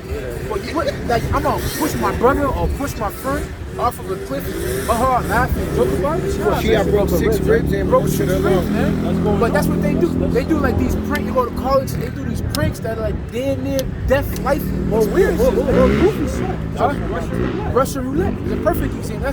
That's the most Edomitish thing you can do. Little Bati boy type shit. Yeah, that's the Bati boy be jumping out of airplanes. You playing with your life. You're tempting the Heavenly Father. But they got an infatuation with death. Cliffhanger. Esau will go to the roof and hang down from the cliff and record himself. And he gets a rush. Woo! They get a rush off of death, man. Hey, yo, man, and the Lord had that dude drop, man. They showed the footage. Oh, yeah, every now and then. He couldn't then. go back up, and he was just... I think it's a scripture to talk about that, like basically playing with the Heavenly Father, tempting the Heavenly Father, because it reminds me of the Crocodile Dundee guy who was used to playing. Oh, you see, there was another one though. There was another one who died, but basically playing with your life, man. And the Lord gave an example, because when Satan tempted the Lord, he said, "Jump." We're talking about the second in command, and he still didn't do that. So now how much more you devils, man? Ain't nothing for the Heavenly Father to drop y'all, man. And who was that devil who died? He used to tightrope with no net. Oh, there you go. That's the spirit. See that? Yeah, they made that movie. This damn devil. Yeah, he tightrope with no harness. Hey, what's wrong with you? He fell. In the wind, a breeze. The Lord got him with just a breeze. Yeah, he was volunteering to go. Death, man. And what the fuck he had this stick trying to balance? He got to help his balance. Shit probably whacked him in his head. Good riddance. Yeah. Waste of oxygen. Useless eater. Yeah. It's Isaiah 5:59-7. It says, "The feet run to evil, they make haste to shed innocent blood. The thoughts of iniquity, wasted and destruction are in their path." Yeah, wasted and destruction is in their path, man. They just want to go to war. This devil said he volunteered for the Ukraine army because he always wanted to. It's like his dream of his to fight the Russians. Well, Russian troops, man. You know? Hey, they got. Hey, there was a. So you got these. So nowadays, modern warfare, they're dealing with these drones, and you got these Edomites and these goddamn cubicles, basically just playing Call of Duty. They're playing real life Call of Duty, and they was talking about how they was getting PTSD. They were getting depressed. You know what I'm saying? I'm like, damn, man. Esau would love to have this makeshift. Well, it's not even a makeshift world. This world in which you got these kids in cubicles with controlling drones, just killing people all goddamn day, man. This is the world that we've come to, man. Even the brother had mentioned, there's an article that stated that they was trying to recruit blacks and Hispanics by way of Call of Duty. You see how Jake is good on the game? Nobody wants to sign up for the army. You know what I'm saying? I'll play. Hey, yo, man, the Jake don't want the Camaro no more, because that's what they were trying to get them with. They had dudes signing up just to get the Camaro and the Dodge, You got some people that'll do that. Good riddance. They tell you why you here for, why you signed up. Good riddance. That's why you had that girl crying. And if you can imagine now, you had that girl crying when they were thinking about going over to Ukraine.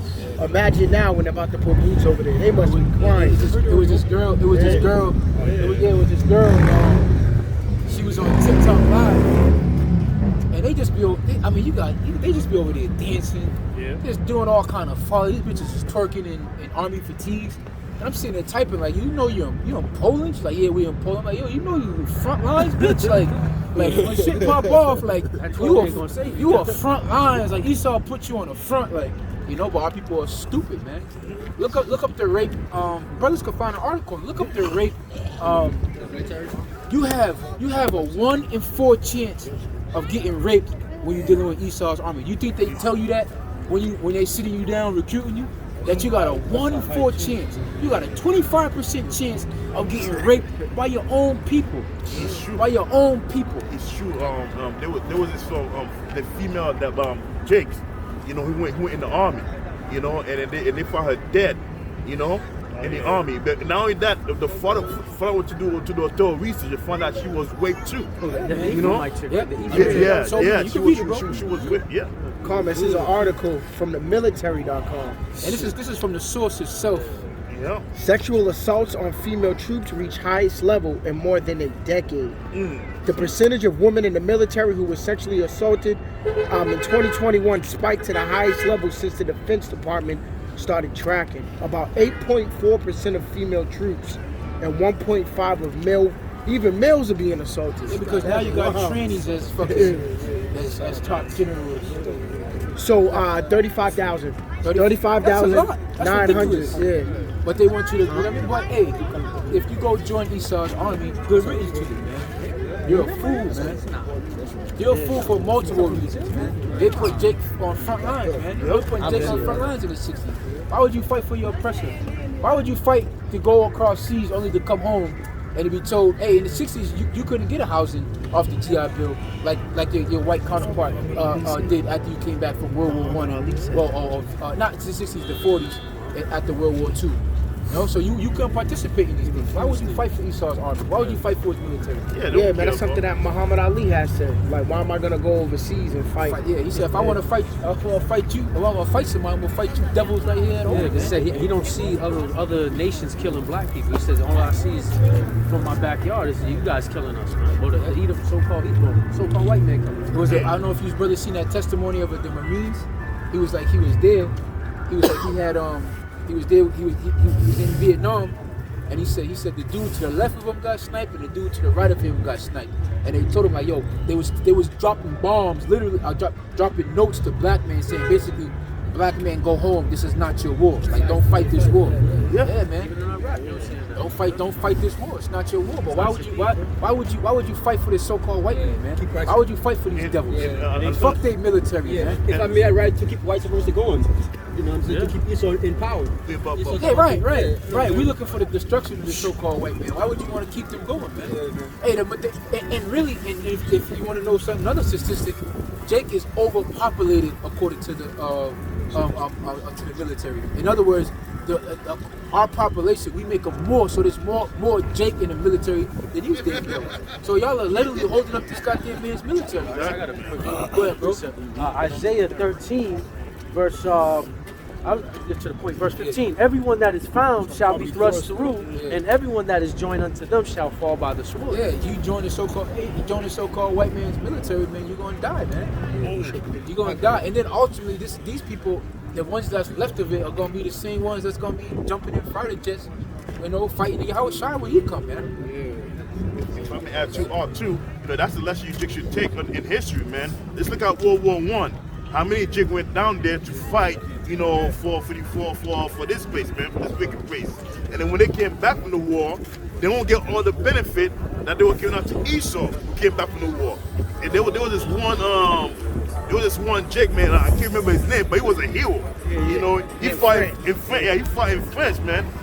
While everybody went away, he stood his ground, man, and he slaughtered a lot of German. He had slaughtered a lot of Germans. They gave him a parade. They gave him a medal. But the U.S. basically hit them up and was like, nah, don't even do that. Because when he comes back, he still got to go in the back door to the restaurant. Got to use the colored only restaurant. They were treated. They said that the Germans were treating them better than the Americans. Yep. You know what I'm saying? There was no colored bathroom and shit, and they tried to implement that shit over there, and they was like, nah, we ain't doing this shit, man. And then on top of that, man, you know, he couldn't even he couldn't find a good job down there in the United States, man. Yeah. And then he just died poor man, miserably, man. Jesse Owens came back. He basically had to go back to Yeah, go back to the 9 to 5, where you had these mediocre Edomites. You write a book, you know, you become a coach, and you're good to go, man. You get some endorsements, they were good to go, man. They didn't have to go back to the fucking grocery store. For example, Ted Williams, he went to fight Darn. He was a prestigious Red Sox player back in the day. He went to the war and got right back to his job. And now he's a Hall of Famer. I mean, he's dead now, but you know, he's a Hall of Famer. He didn't have to go struggle, go to the supermarket and be a bad boy. He went back to his positions, you know, his prestigious job. Yeah, he's frozen right now too. Exactly. He's frozen, but that's the Ted Williams tunnel. He got a tunnel in fucking Boston. Ted Williams old, you know, his numbers, his jerseys retired, his family straight. Yo, Ahmed, if I may add, not to swing, showing you how the scripture says how, you know, they think that the kingdom shall last forever. He's actually in those cryo labs, hoping that they have that cure to bring him back. Yeah. He's done. You gonna come back already. You gonna come back to feudal slavery. Yeah, man. It says, Psalms 10, verse 5, his words are always grievous, thy judgment are far above out of his sight. As for his enemy, he puffed at him. Yeah, Esau's way out was grievous. Like we was getting into it. Like Jake goes overseas, fight for Esau's military, and they came over him and they get treated like shit, man. That's Esau's way of making you feel like you ain't shit, you're nothing. You know what I'm saying? To belittle you. That's his purpose. That's why Esau was created. Even school, all that was made to belittle you, man. History class is made to belittle you. You know, everything in Esau society is made to belittle us. They made to make themselves to be great. Yeah, even the cameras. Yeah. The cameras were set up with racism involved. Basically. That's why, like, it was made for that white skin. You know what I'm saying? Yeah. And if you was dark skinned, it make you look weird as hell. But everything is set up for racism, man. Chess is racist. You know, everything is inherently racist. White people go first. Pool. You know, the white. We use the white ball to knock everybody else off the table, and the last ball is the black ball. And once you knock the black ball off, you win. Everything is racism. Huh?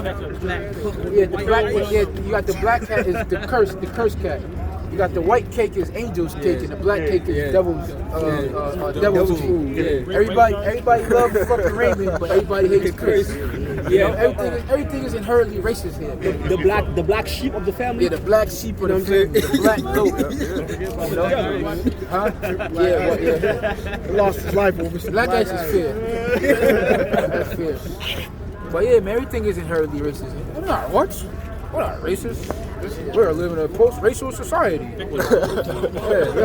Victor, leave me alone. Let me alone and see how we built. But that happened in Tulsa, Oklahoma. You know, places like Rosewood. I got one. Go ahead, bro. Lamentation 4 verse 21. Rejoice and be glad, O daughter of Edom, thou that dwellest in the land of Uz. The cup also shall pass through to thee. Thou shalt be drunken and shalt make thyself naked. Yeah, Esau, you're gonna have to pay too, man. You know, you're gonna have to pay. You're gonna have to pay, man. That cup is gonna be passed. You gotta see what it feels like to be oppressed always, man. That's not worse than being oppressed and being told you're not being gaslighted, man. That's what it is, being gaslighted. If I may add two real quick, even in South Africa, recently, I put a video in the group chat. I don't know if you guys seen it. In South Africa, right, you got a whole bunch of Edomite, that was fighting Jake down there in the pool. The two Jake, man, and here you are in South Africa, right? A place that's full of so-called black people down there. You got Esau's come out of nowhere, man, just doing whatever the hell he want. And then he's saying that the pool was only reserved only for white collar only, which is not true, And then they stopped picking a fight with Jake, choking him. They took one Jake, man. They were like drowning him in the water, But like the bug spot earlier,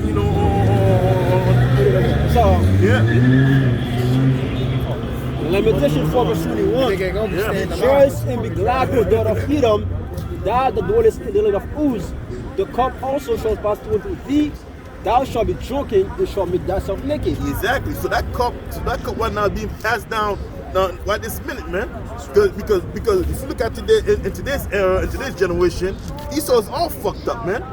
They're not back in their glory as they were back in the early 40s and 50s anymore, man. You know, back in the early 40s, 50s, and beginning 60s, man, they were in their glory, they were in their power. They were living that good life. But now, when you walk in almost every corner of the street, man, you see Esau on the ground, all messed up from drugs, you know, homeless. A lot, you know, now being homeless in the street, you know. A lot of life are now being miserable. They're starting to get that same curse that we're getting. Their wife is leaving them, you know. Child support is putting on them. Their homes being taken away from them.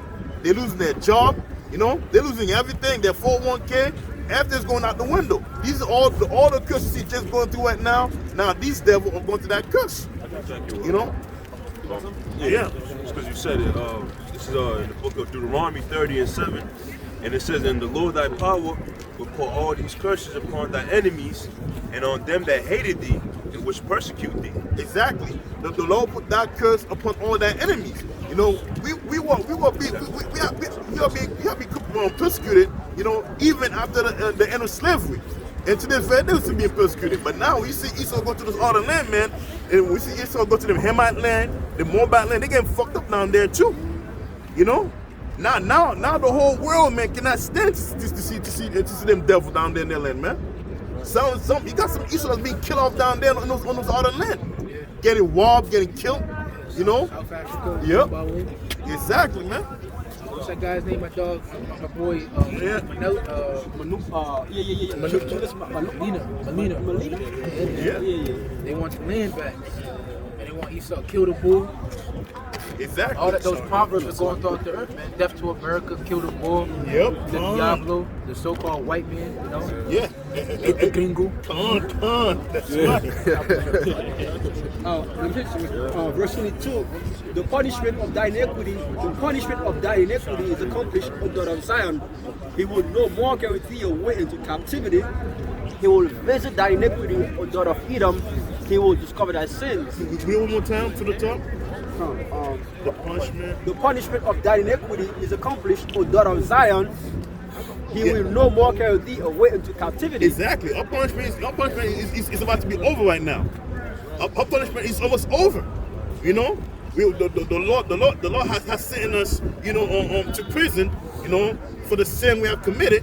Now, since this is almost up, now the Lord's about, you know, to bail us out of that prison, man. Now it's gonna be Esau's turn. That's gonna go to prison. You know. That's Lazarus in the Richmond. Exactly. Trading places. Yep. Esau is an escaped convict. You know. They have not been tried, but they have not been tried yet, man. You know. Go ahead. Jeremiah 49:12. But thus saith the Lord, behold, they whose judgment was not to drink of the cup have surely drunk it. And if thou eat, thou shalt altogether go unpunished. Thou shalt not go unpunished, but thou shalt surely drink of it. Exactly. It was not meant for us. You know, we were not meant to drink that cup. You know, the cup was meant for those other heathen nations, man. You know, who stood up against the Lord, the Heavenly Father. They were meant to drink that cup, but because of our sin, we have drunk of it, man. You know, and that's why we are paying the price for it right now. You know, now we're no longer drinking that cup anymore, man. Now it's Esau that's drinking that cup right now, that cup of the Lord's anger. You know, that's why it says the scripture in Leviticus 4:21. You know, our punishment is over, and now it's time for Esau to take on that punishment. The Lord's about fairness, man. He judges people fairly. So everybody is gonna get their turn. We got our turn. You know, we got put into slavery by the hand of every other nation around the world. You know, you expect now that it's gonna be our time. Now you're gonna expect that they're gonna come in and take a piece of that pie? No, the Lord's not gonna allow that to happen. When our time comes, man, it's gonna be our time to rule. You should have your time. Now it's gonna be your time to fall and to follow us. You know. And to serve us. That's going to be your time when that day do come, man. Go ahead. Colossians 3 verse 25. Colossians 3 verse 25. But he that will wrong shall receive for the wrong she hath done. And there is no person. Exactly. And Esau is going to receive for the wrong that they have done. Not just Esau, the so-called white man, but all the other nations are going to receive for the wrong they have done to the nation of Israel. We receive the wrong for we have done because we have broken the commandment of the Lord. You know, but now that the Lord is pulling us back, man. You know, now it's gonna be them. You know, and like I said before, man, Esau is an escaped convict, man. And now the Lord have got a hold of him. You know, the Lord have got a hold of him, and the Lord is gonna put hell on you, Edomite, man. You know, now know you devil or loser in this kingdom, you're gonna become an even bigger loser in the next kingdom, man. You know, you have no idea the hell that the Lord is going to unleash on you, devil, man, by the hand of his people, Israel.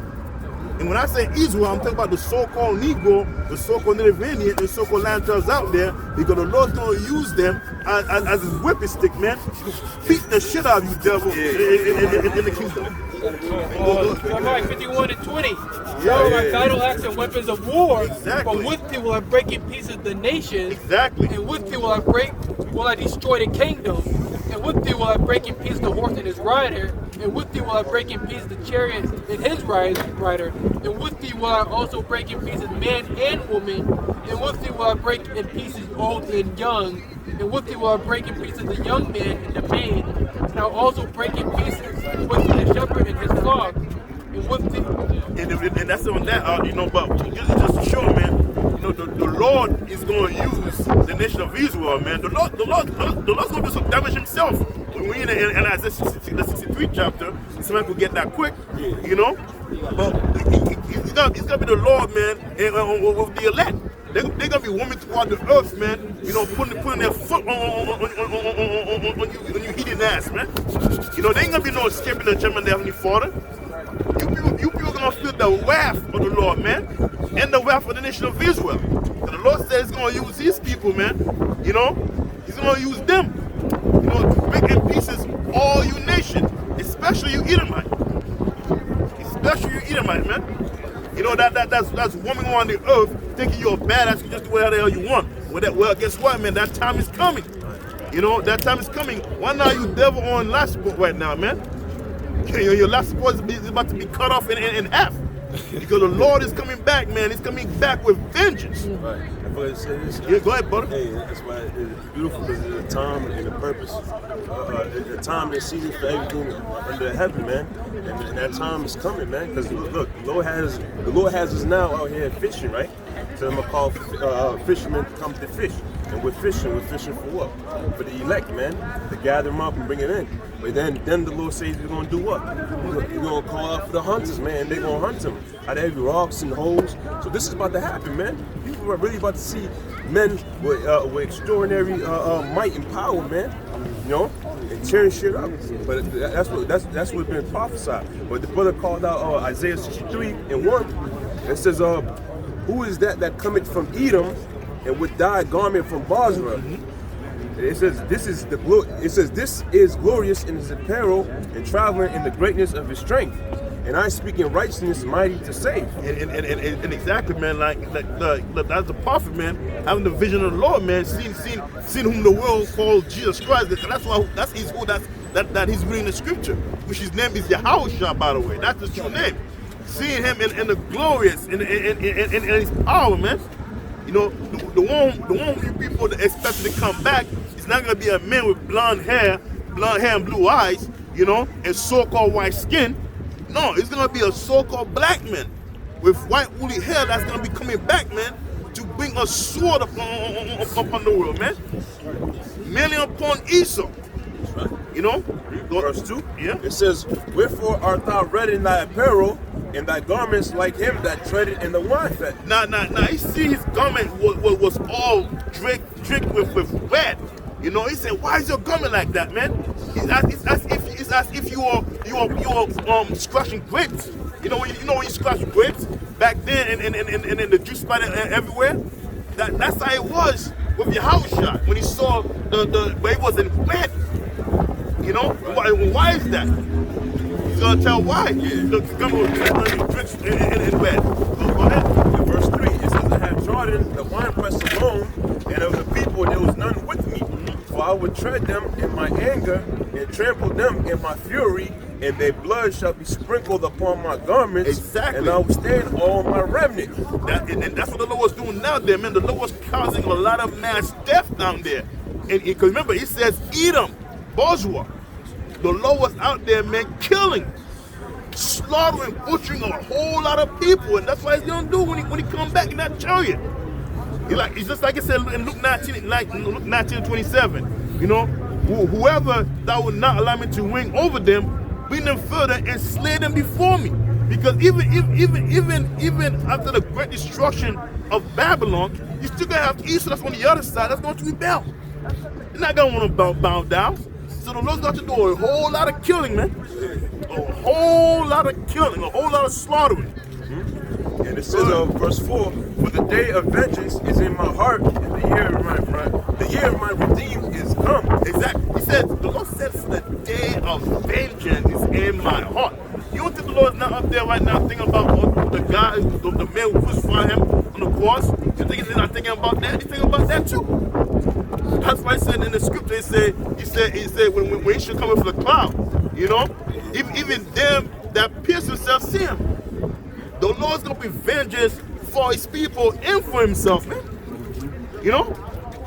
So yeah, man, you better be ready, man, because it's not telling, man. It's gonna be a horrifying to look at the anger of the Lord, man, coming down with his power and glory. It's gonna be a scary thing.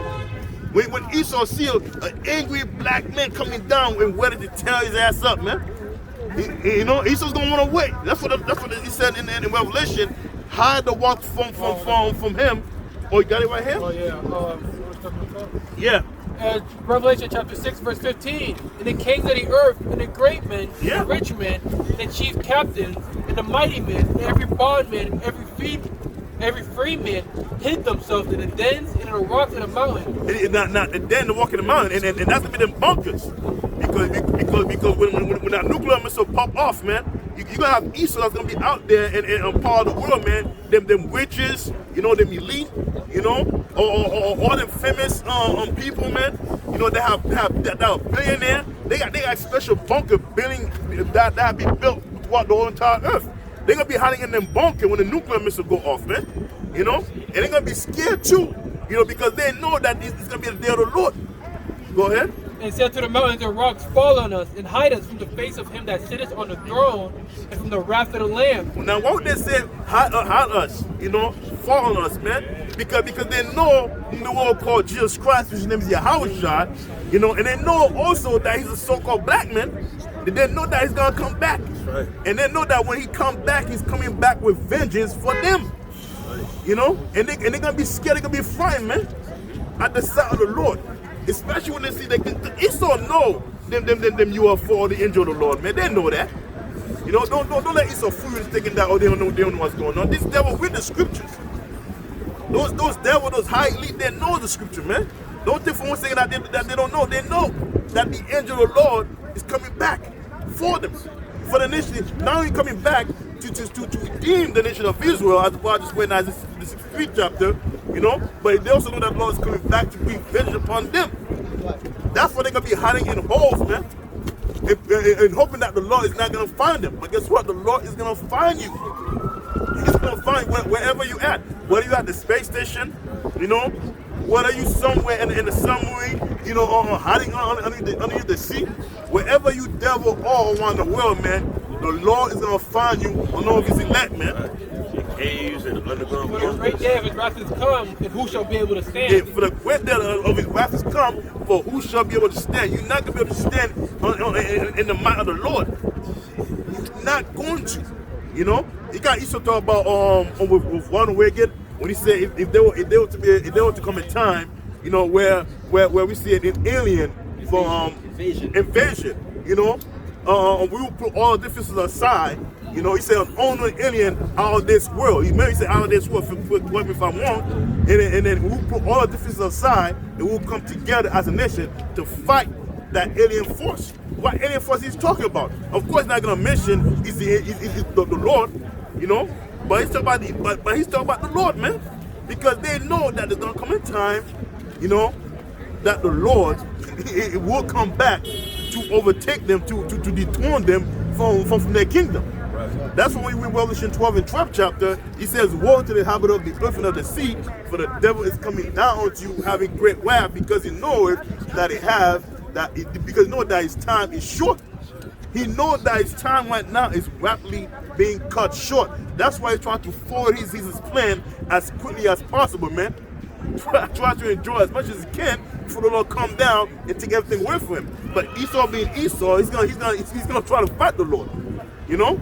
That's pride. That's pride. You got read this, and I'm gonna get the one Ezra.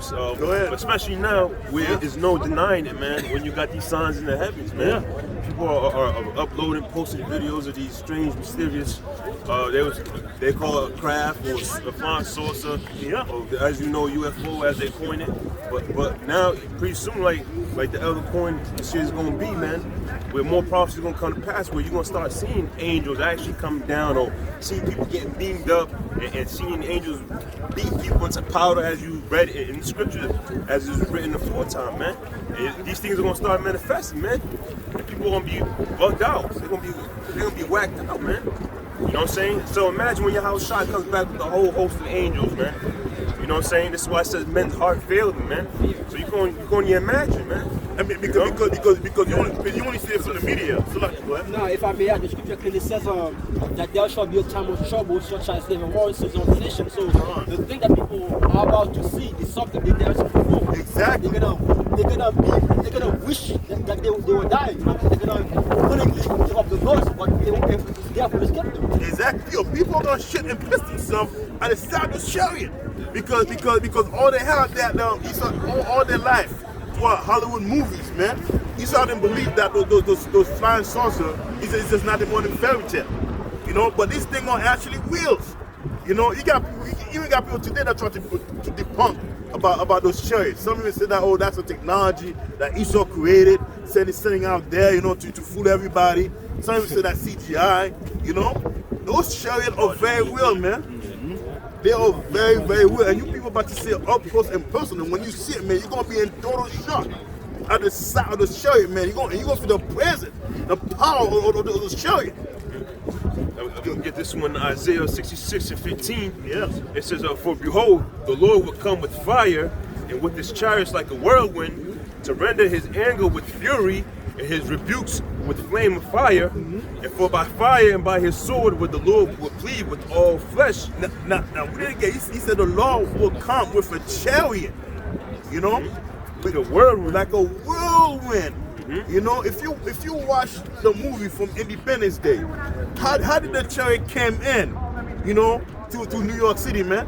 The chariot came in like a whirlwind with fire engulfing around it, man. It goes to show that, like I said, there was no the scripture, man. Independence Day, man, is based on the scriptures. You know?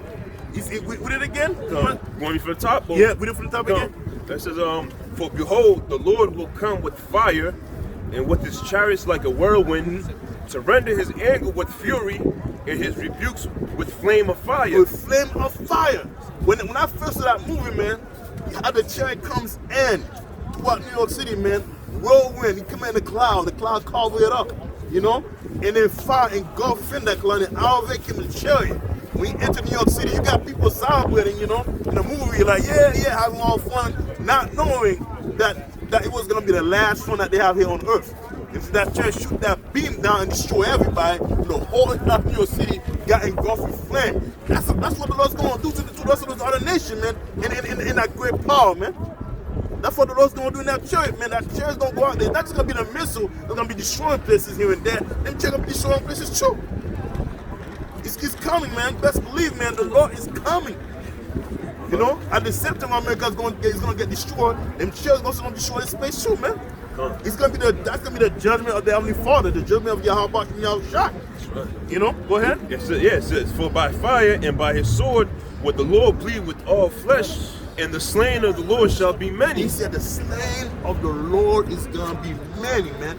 There's going to be a lot of death in the day of the Lord, man. Remember what he said in Amos, the day of the Lord is darkness and not light. And the scripture said that the Lord is not coming to bring peace, but a sword. You know, so when the Lord's coming back, man, he's not gonna come back in a good, happy mood, man. He's coming back to bring heavy judgment. But at the same time, to redeem those who stood faithfully by him and did not give up in the faith. The Lord's going to redeem the elect, and he's going to destroy those who stood against him. And I'm talking about you wicked Israelite. But as for the rest of the other nation, man, they're all just going to die by the hand of the Lord here on this side of Babylon. It's going to be a terror, man. It's the thing that you people gonna be seeing, man. It's like you know when you watching the apocalyptic movie, man. You see mass death everywhere. You know, what's the movie called again? When that thing come on the ground and War of the World. Yeah, War of the World. With Tom Cruise, man. He was mass chaos death. This shit was out there, man, just slaughtering everybody, man. It's gonna be just like that. You don't know what's up, man. You know what's gonna happen, man. And one more, bro. On 2 Ezra 13 and verse 5. Yep. And it says, after this I beheld, and lo, there was gathered together a multitude of men, and out of the number from the four winds of heaven, to subdue the man that came out of the sea. It says, but I beheld, and lo, he graved himself a great mountain, and flew upon it. And I would have seen the region or the place where out the hill was graven, and I could not. But after this I beheld, and lo, all they that were gathered together to subdue him were sore afraid, and yet durst fight. Yeah, exactly. That's what's gonna happen, man. These devils, man, they're gonna be scared to fight the Lord, man. When they see the Lord coming along with his angel, with his chariot, man, and what the world called to their UFO, they're gonna be so afraid and so scared because they never seen anything like it, man. You know, to see, imagine you and your jet plane, and you see something that's doing maneuver, things they can't even do. Things you never see all this war. You see the charges vaporize in front of you, and they come back again and just do a zigzag right in front of you, man. It's gonna scare the shit up. How you gonna be able to counter something like that, man? Right. You're gonna be so afraid and scared of an enemy that you know nothing about. You know? And they're gonna be scared, man. But guess what? The Lord's gonna put the spirit in them to fight. You know? Because like the brother just said, what one more time? It says, and after this I beheld, and lo, and all they which were gathered together to subdue him were sore afraid, and yet durst fight. They were so afraid, but yet durst fight. Why? Because the Lord put the spirit on them to fight. Otherwise, they would have just run away. They would have took off at the side of the Lord, man, because it's a scary thing, man. Right. You know? It's the same thing with Pharaoh. You know? Pharaoh could have let Israel go at the very first of the plague, man. Right. The very first plague that Pharaoh received, who would let the Israelites go? Right. But the Lord said this, I'm going to hearken his heart. You know?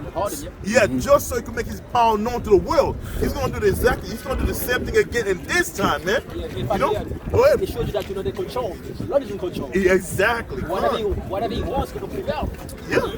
The Lord is in total control. So it's gonna he's gonna put the spirit on Esau, man, to fight those chariots, man.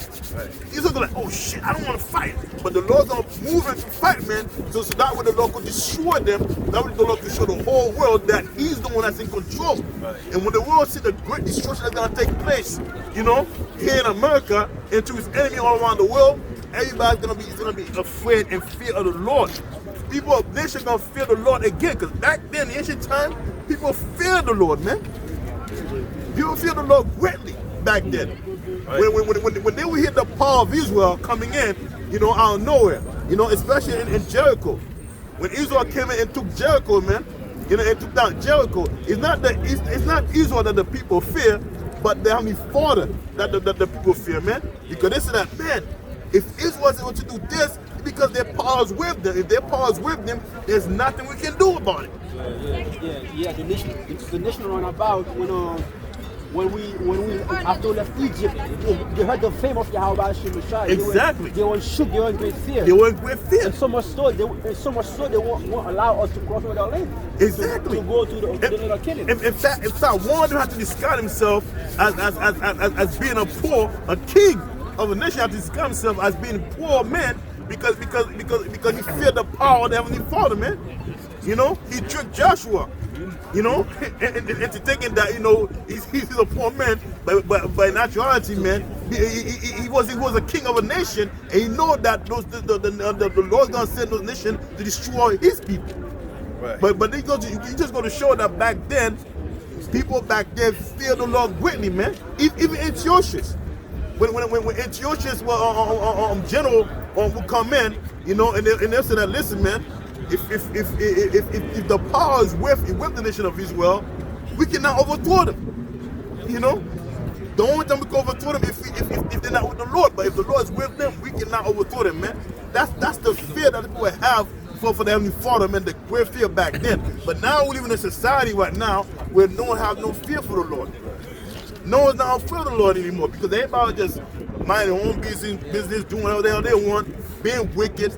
You know, they're thinking that the Father is asleep and then think that nothing's gonna happen. He's so put in their mind that he doesn't exist.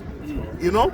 It says, as the judge of the people himself, as the judge of the people is himself, so are his officers. So because Esau's in power, the people tend to gravitate to the characteristics of Esau Edom.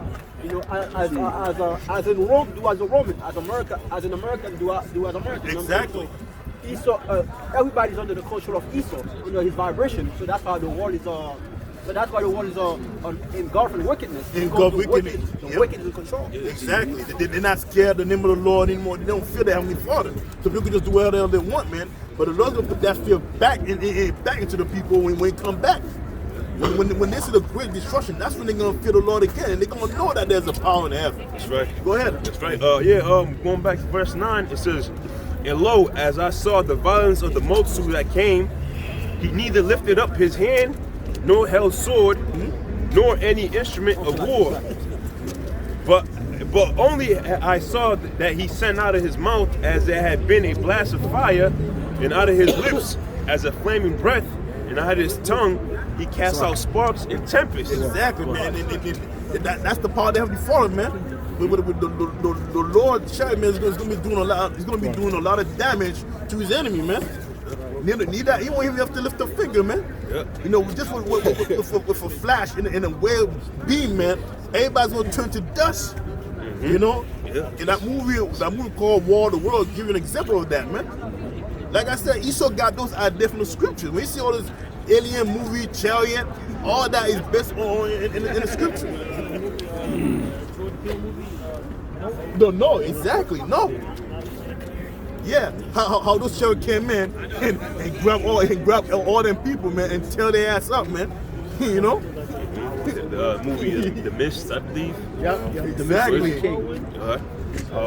Verse 11, it says, "And they were all mixed together, and the blast of fire, the flaming breath, and the great tempest, and fell with violence upon the multitude which had prepared to fight, and burned them up, every one, so that upon a sudden of an innumerable multitude nothing was to be perceived, but only dust and smell of smoke.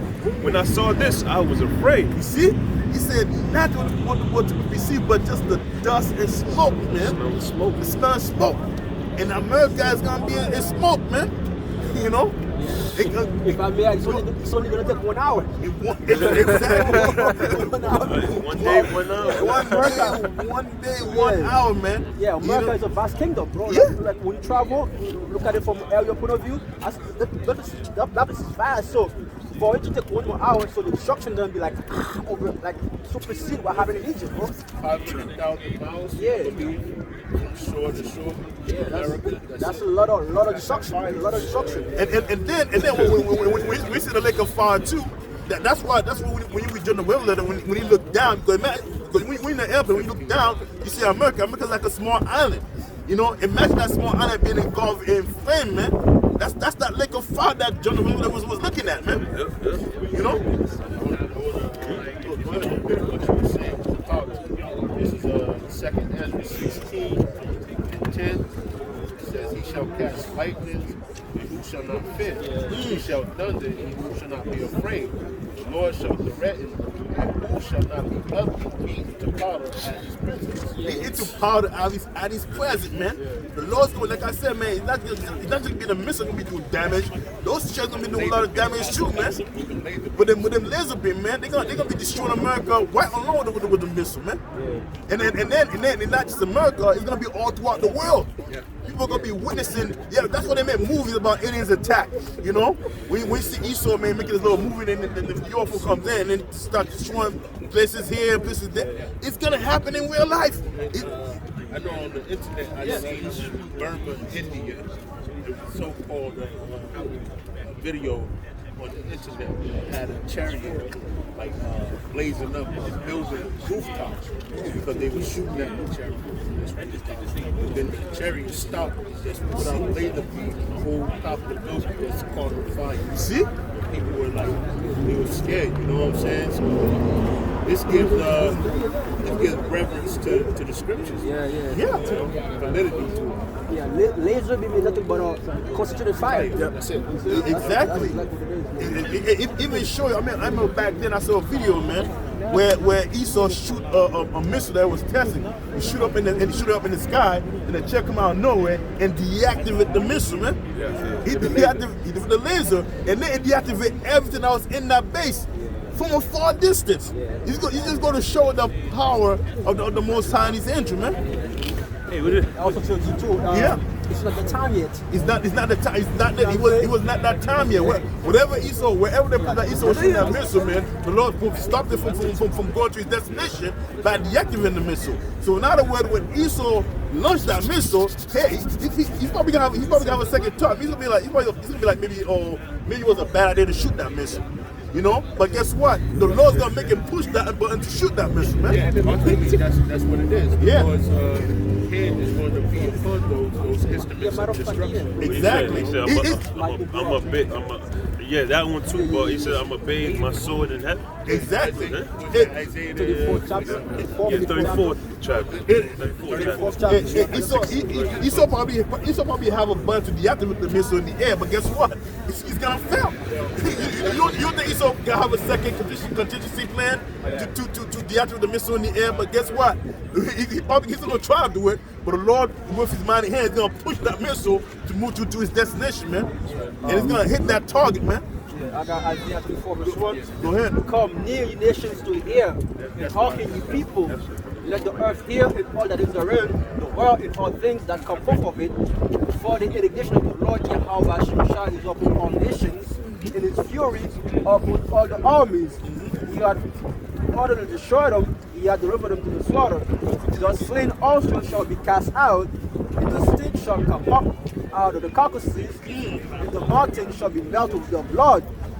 In all the hosts of heaven shall be dissolved, as the heavens shall be rolled together as a scroll. Heaven will roll together as a scroll, man.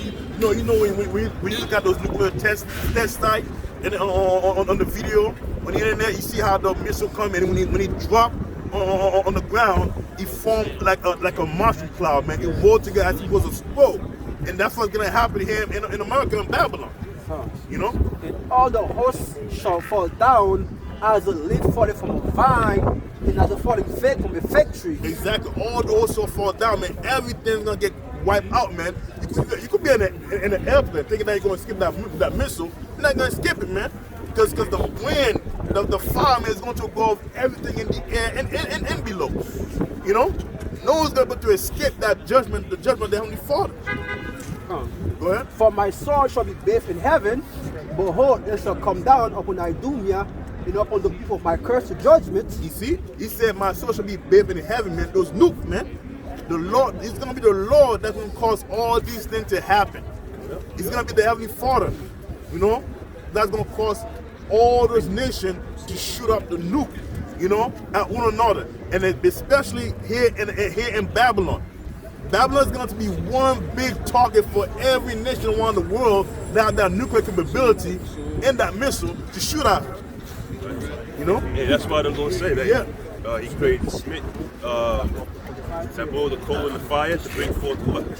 It's been the instrument for his work, man. Well, what she says, he created the waster to destroy, and this is the judgment for Esau, man, for Babylon, aka America, man. Okay, we're gonna finish with this. After that, we're gonna wrap it up, brothers. Verse 6. For my sword, for the sword of the Lord is filled with blood. It is made fat with fatness, and with the blood of lambs and goats, the fat of the kidneys and rams, with the fat of the kidneys and rams. For the Lord Yahweh Shai had a sacrifice in Bozrah, and a good slaughter in the land of Idumea. Exactly. The Lord's going to sacrifice a lot of people. The lot of people going to be used as sacrificial lamb for the Lord in Idumea, man. You know, so the Lord's not only going to shoot the missile at Esau, but of course at the 2/3 of our people here too. So everybody is going to take part in that judgment, man, except only for the elect men. If you're part of the elect, the Lord have mercy, you ain't going to deliver you out of this great destruction. No, so with that, I'm going to say, call her Lord, Yahweh, Ba'ashem, Yahushua, Ba'ashem, Kakadash. And I want to give double honor to the elders and the apostle of greatness whom that work well. Peace and blessings to the elect. Salutation and honor to all you Akim out there that are laboring and that are doing the work in faithful and truth. So with that, I'm going to say shalom. Shalom.